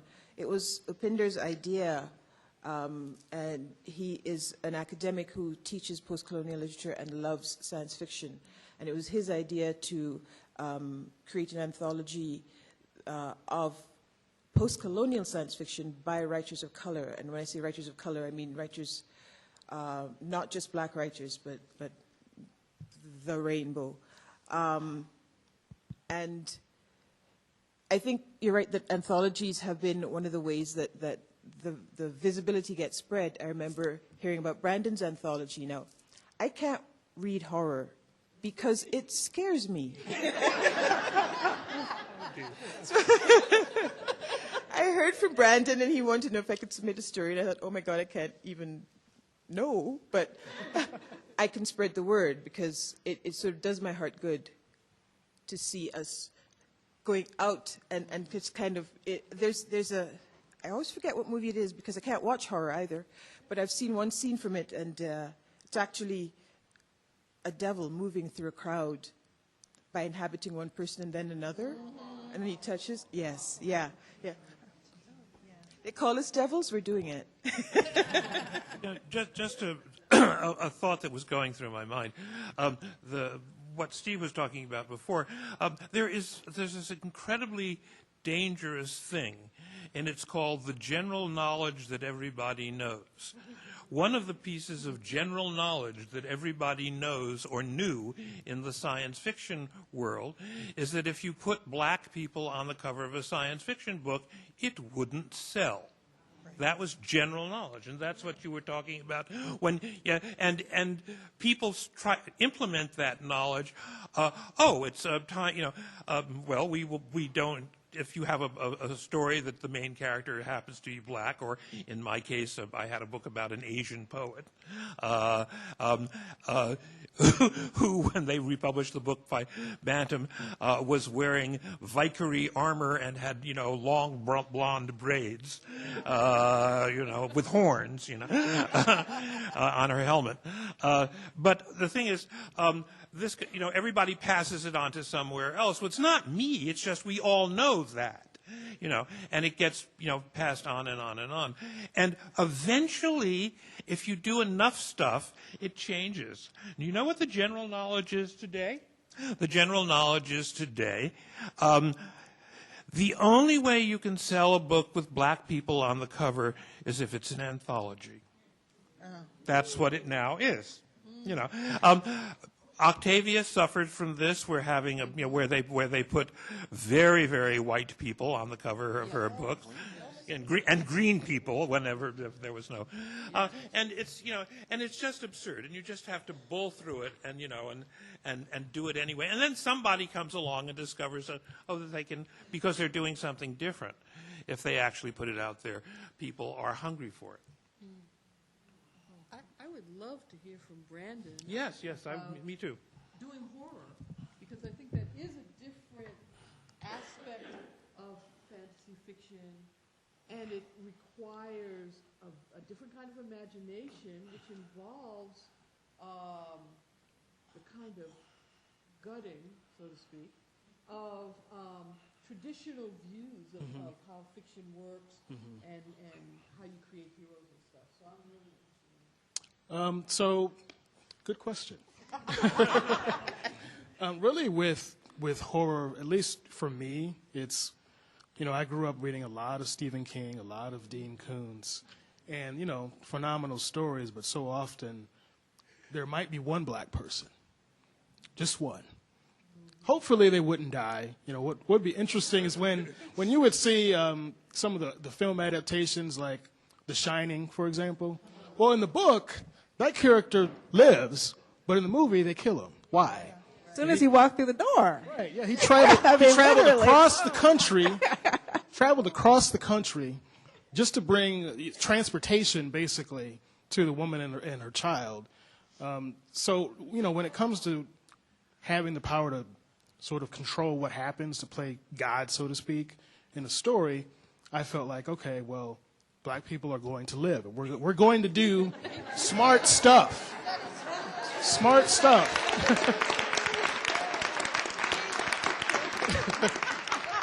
But the thing is you just can't have us doing stupid stuff. Now, we've all seen the movies where, the horror movie where, you know, the white woman's inside. It's night. It's storming outside. She's in the kitchen. She looks out the window. She notices shadows in the back toward the garage. What does she do? She goes out there to look and see who's back there. She might take a flashlight. Maybe. She probably will barely have any clothes on. That's what you see now. But if you're writing that scene as a black writer, there is no way that you can show a black person doing something like that. I'm totally serious, because you have to give us an incredibly powerful reason to do that, because we just have this idea that, you know what, if something crazy is happening, I'm running. I'm running. I'm not investigating. Exactly. No story. So I've run into that sort of that dilemma numerous times when writing my own stories, where, let's say I'm writing about one of my novels, Within the Shadows, where basically the character is being haunted by this spirit. And so the first thought is, why, just leave the house. So I had to show him literally going to someone else's house, and this spirit literally following him to his friend's house. Then you would say, okay, well, he may as well just go back home. I mean, it doesn't matter. It doesn't matter. Put him out. Exactly. I'm in my own bed, you know. You need to get out of here. So, you know, back to the anthologies topic, you know, it was really great when I had an opportunity to do 3 anthologies, Dark Dreams 1, 2, and 3. And Tananarive and Stephen were in all of those. Thank you very much. Thank you. Literally, I actually remember when I first presented the idea for the first anthology to my editor at Kensington, Karen Thomas. I told her, I said, well, I think I can get Tananarive due. I kind of, you know, we've been corresponding. I'm going to ask her and I'm going to call you. And I called you, it was like 6 o'clock in the morning. What? It literally was. It was like 6 o'clock in the morning. And you, yeah, she answered.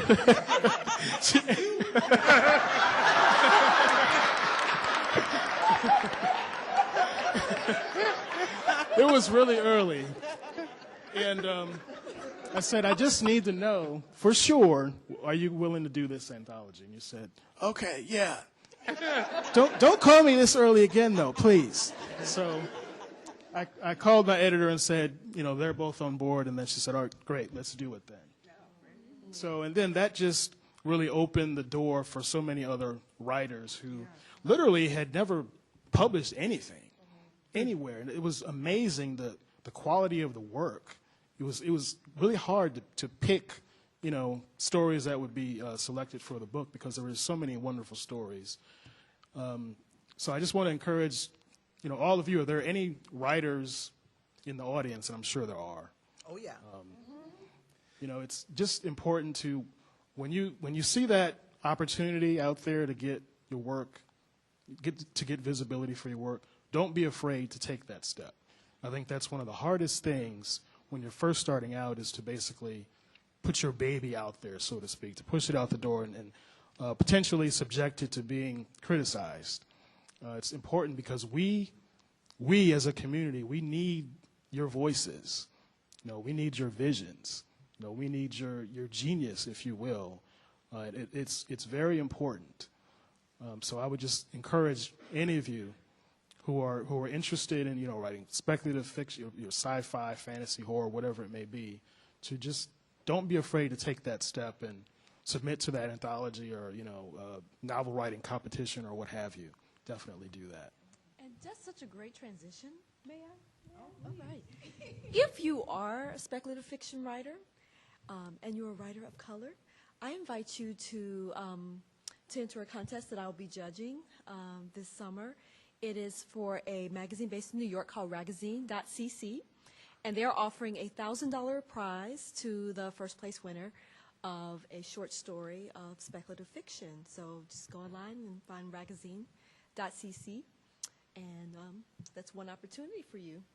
And I'm sure Nisi knows some other opportunities, because the other thing we didn't talk about were writers' workshops. It's another place where the genre is, you know, supported. Clarion West, and I studied at Frederick Douglass Creative Arts Center first with Arthur Flowers and Martin Simmons before I went to Clarion. And so it's just some amazing places to build relationships with writers, have a community of readers that you can trust, that are not going to be like, they're not going to be your mom and say everything is great, you know. they're going to put you through the ropes, but it's for the better of the writing. So writers' workshops. Absolutely. You can take all the writing classes and read, but your readers, your skilled readers, your honest readers are your finishing school as a writer. That was true for me, and I'm sure it's been true for many of you. Yeah. Mm-hmm. I also wanted to add that don't wait for that perfect black edited anthology. We belong everywhere. Yes. Put yourself out there. Yes. That's great. I am going to open this up to questions. We want to hear from you. The time is getting a little bit late, actually, but I also want to make an announcement in case some of you have to leave a little bit early, that the Octavia Butler Society that is being launched at ALA this May is actually open to people who are inside and outside of academia. And as a matter of fact, you can be a founding member. Am I right, Dr. Stanley? There is a form that will be on the Spelman bookstore table, I believe, that you can fill out and say, yes, I want to be a founding member of the society, and have your place in making history so that we can make sure that Butler's work is taught more widely in the academy, and that other genre writers also find themselves more widely accepted in the academy. And on that note, I would like to open this up to questions. That is actually one of my favorite parts. Please come up to the microphone so we can hear you. This is being live streamed. So, yes, don't be shy. Hi, I teach at the University of South Carolina upstate in the African American Studies, and I have the pleasure this semester of teaching two of your anthologies, The Dark Matter and, excuse me, and also the post-colonial one that you mentioned earlier. So I want to thank all of you for everything you've done, for swallowing your bile, for doing all these things, because as a young woman, a young biracial woman growing up in Ohio in a pretty white community, it was really hard to be a science fiction fan and to just embrace that identity, let alone, you know, try to look for characters that I could relate to in any kind of way. So I just really wanted to express my appreciation for everything you've done. And it's been such a fantastic day here today, like really just utopian, and really like just the love and the kinship that I've experienced has been really fantastic. So thank you so much. Thank you for coming.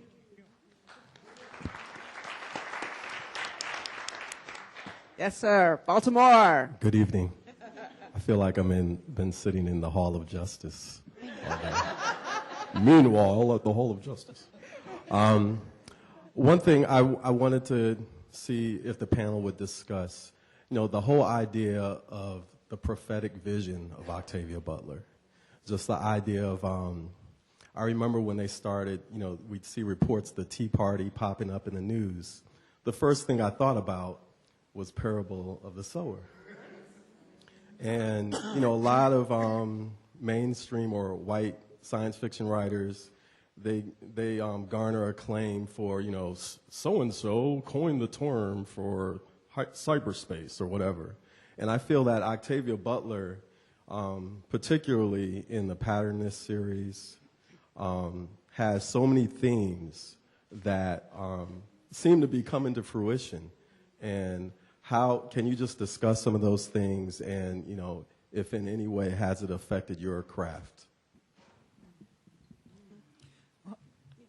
I just reread Parable of the Sower because I'm going to be leading a discussion there in Seattle, which is where I'm from and where Octavia last lived.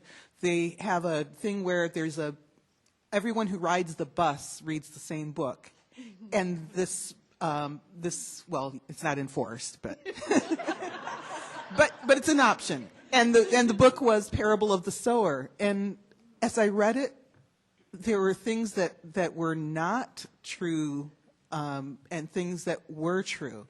And it was written 20 years ago. The walled communities, yeah. The company towns, oh yeah. But then on the other hand, nobody has a cell phone and they're all paying for stuff with cash. So I don't know that, I think that the feelings, the mood, she was really, to her regret, really accurate in predicting, not the details, but the feelings, the ominous feeling of doom, you know, and a society falling apart. Yeah. Yeah, I don't know how it is for everyone on the panel, but I know that many science fiction writers, myself included, we're not writing to try to predict the future, but to turn our lens on the present and the past. And I do believe I remember Octavia saying the same thing, that if any of the futures that she wrote about came to pass, it was because we weren't listening. Yeah, that's what I was going to say about her. You know, she followed current events very closely. She was paying attention. If we are truly paying attention, we can predict the future, A, because history repeats, and B, because you understand human nature. If you understand those things and you're watching the news, then yes, you will write prophetic fiction.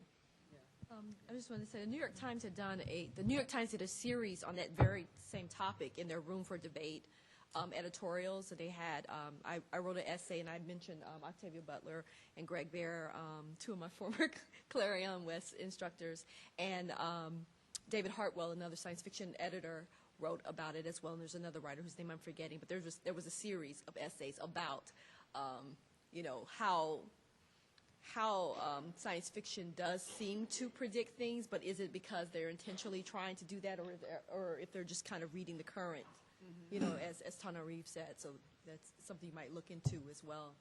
They're talking about genetic, the cloning of Dolly. I talked a little bit about Margaret Atwood and how she just basically over years, she said, clipped out all articles in the paper about frankenfoods and genetically modified food in animals, and used that to write her Oryx and Crake novel and the sequel. So, and that just came out of watching the news, you know, paying attention to what's happening. So, Actually, she didn't watch the news. She listened to NPR.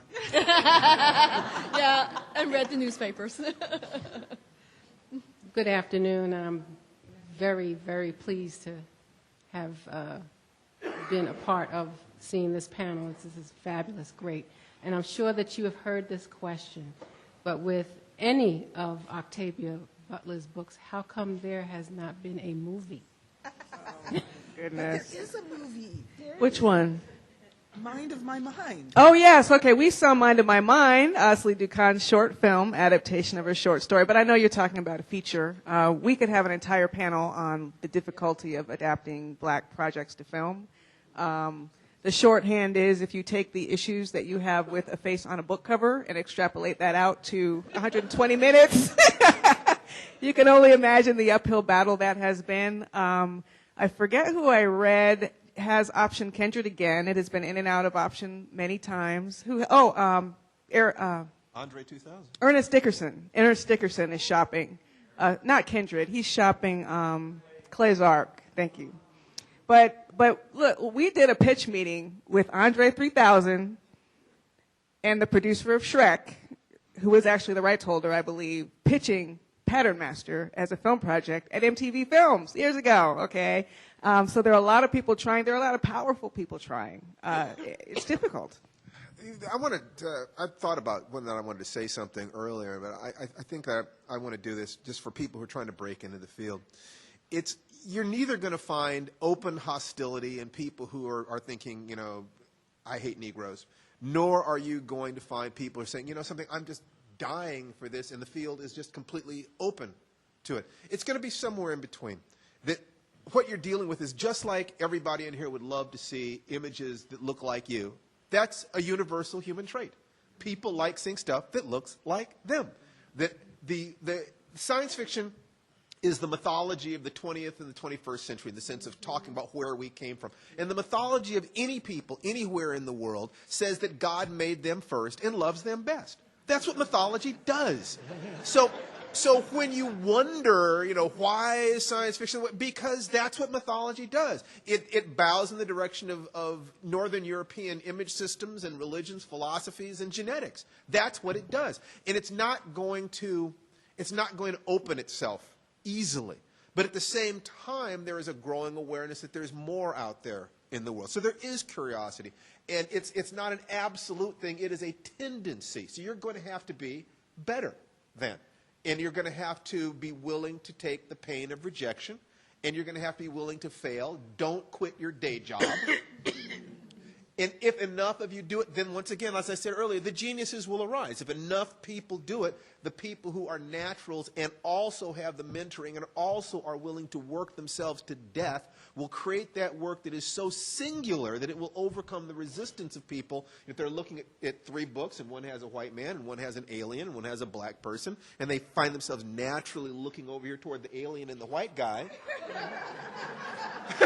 it's just the way that competition thing, that discomfort thing, that feeling of, well, black people aren't quite like us, that is necessary if you want to believe the playing field is level in America. You have to violate that, and there people are going to feel uncomfortable about that. So if you understand that, you're not dealing with enemies, but in some ways you're not dealing with friends either. It's certainly not family. If you grasp that, then you will find that you will find allies.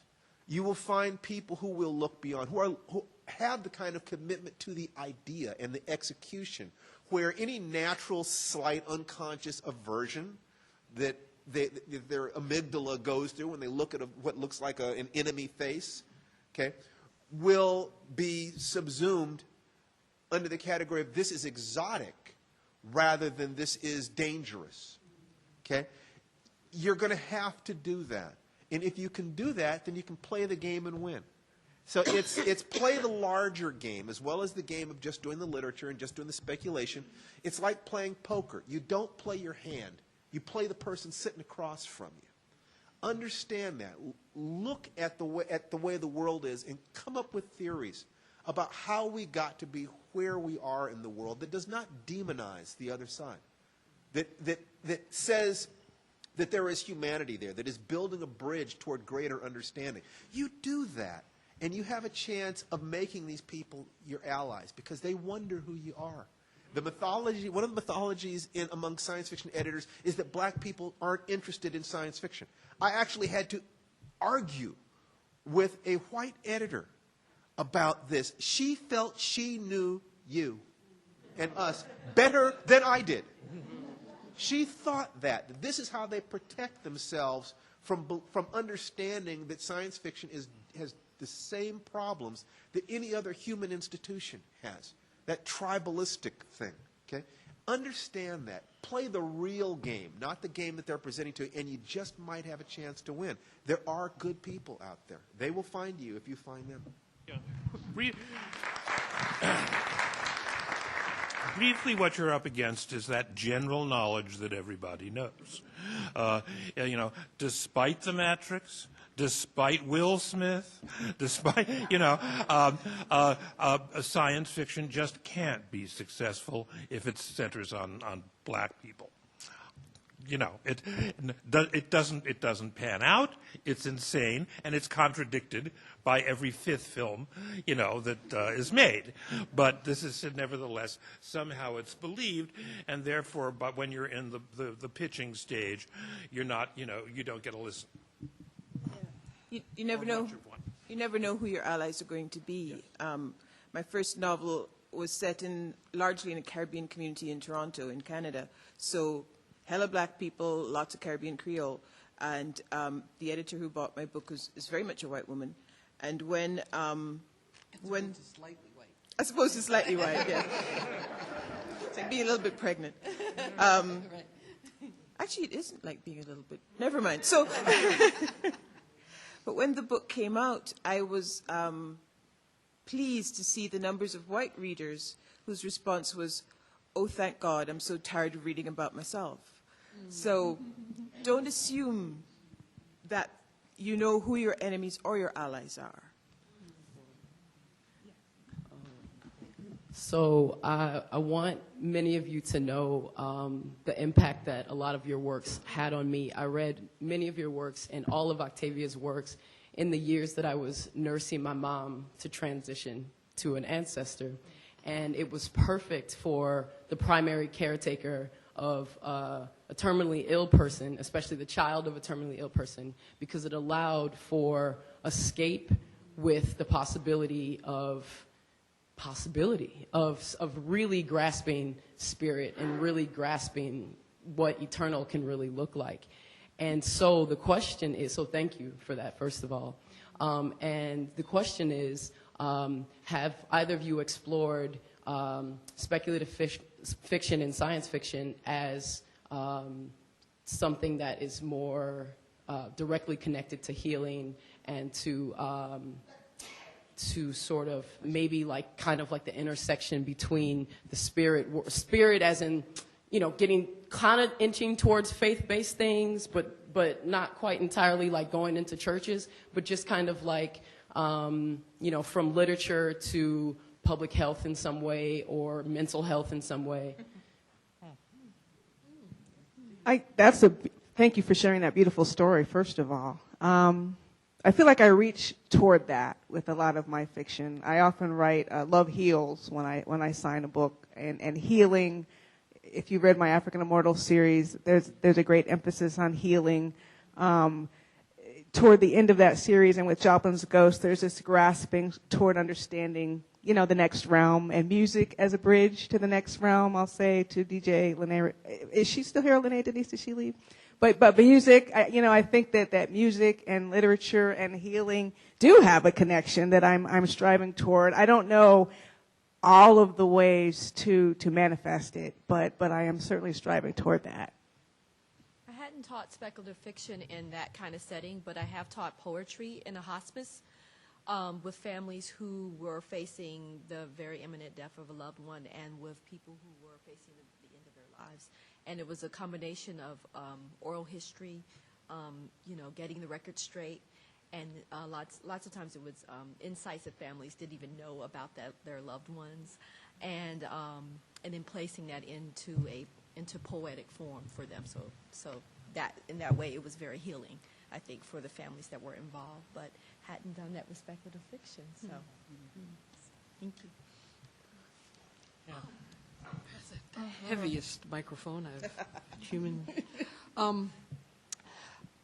I myself am not, you know, not religious, and I think though that we're always looking for something bigger than ourselves, something that holds us, and which is, you know, what religion is able to do and what spiritual beliefs are able to do. They're able to take the problem or issue or concern we have and put it within the context of a much larger thing so that you can feel a sense of calm in the face of something that is distressing.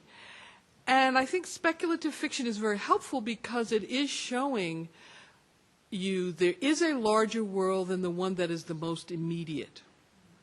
You know, you're seeing beings or universes or ideas that are definitely larger than your everyday concerns, whether it's losing a loved one or your day-to-day work, heartbreak, any of these things. Once you put them in the context of that larger universe and the possibilities a larger universe have, it is really healing. And I think that's one of the reasons speculative fiction can be so appealing at a time like that. You would think, oh, I should be, maybe I would just read something very, very familiar.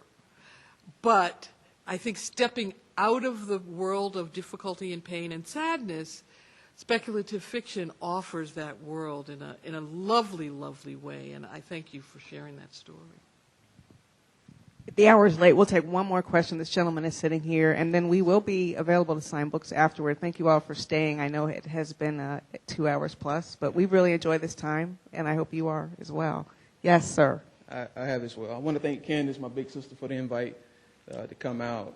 It's funny what you can learn on Facebook that you didn't even know about when you live in the city. I also want to say that my name is Najee. I'm the founder of Black Art in America. We're the largest social network online for African American art. And I don't know if you're familiar with us, but we would love to invite writers and filmmakers to be a part of what we do. The last 3 years, we focused primarily on the visual arts. We've had over 4 million page views, and we have over 1 million people a week that we reach on Facebook alone. So check us out, blackartinamerica.com. I'd like Thank you very much. Respond to the penultimate question, the comment that you made. Back about 8 years ago, a scientific study was carried on in London. The results were that people who have more sex are happier. That is the science on which my most recent novel, Through the Valley of the Nest of Spiders, is based. It's also a book where I think when I started to write it, I thought it was very important to deal with just the kind of things that you talk about.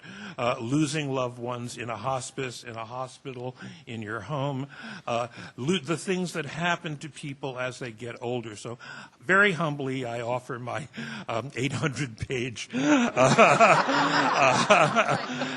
my 800-page tome.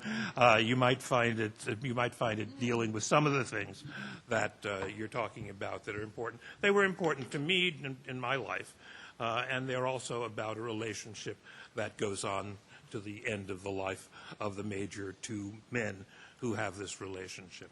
And the name of the book is? What? The name of the book is? Through the Valley of the Nest of Spiders. I love that title.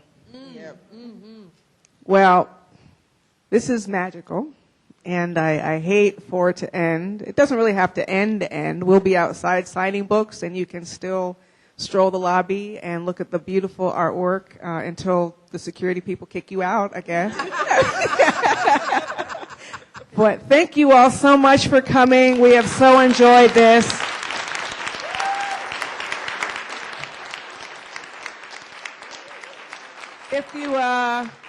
If you tweet about it, and I hope you will, tweet under the hashtag Octavia Butler Spelman. I should have said that at the beginning, but you can tweet when you get home. You can tweet with Octavia Butler Spelman and tell your friends. Thank you all so much.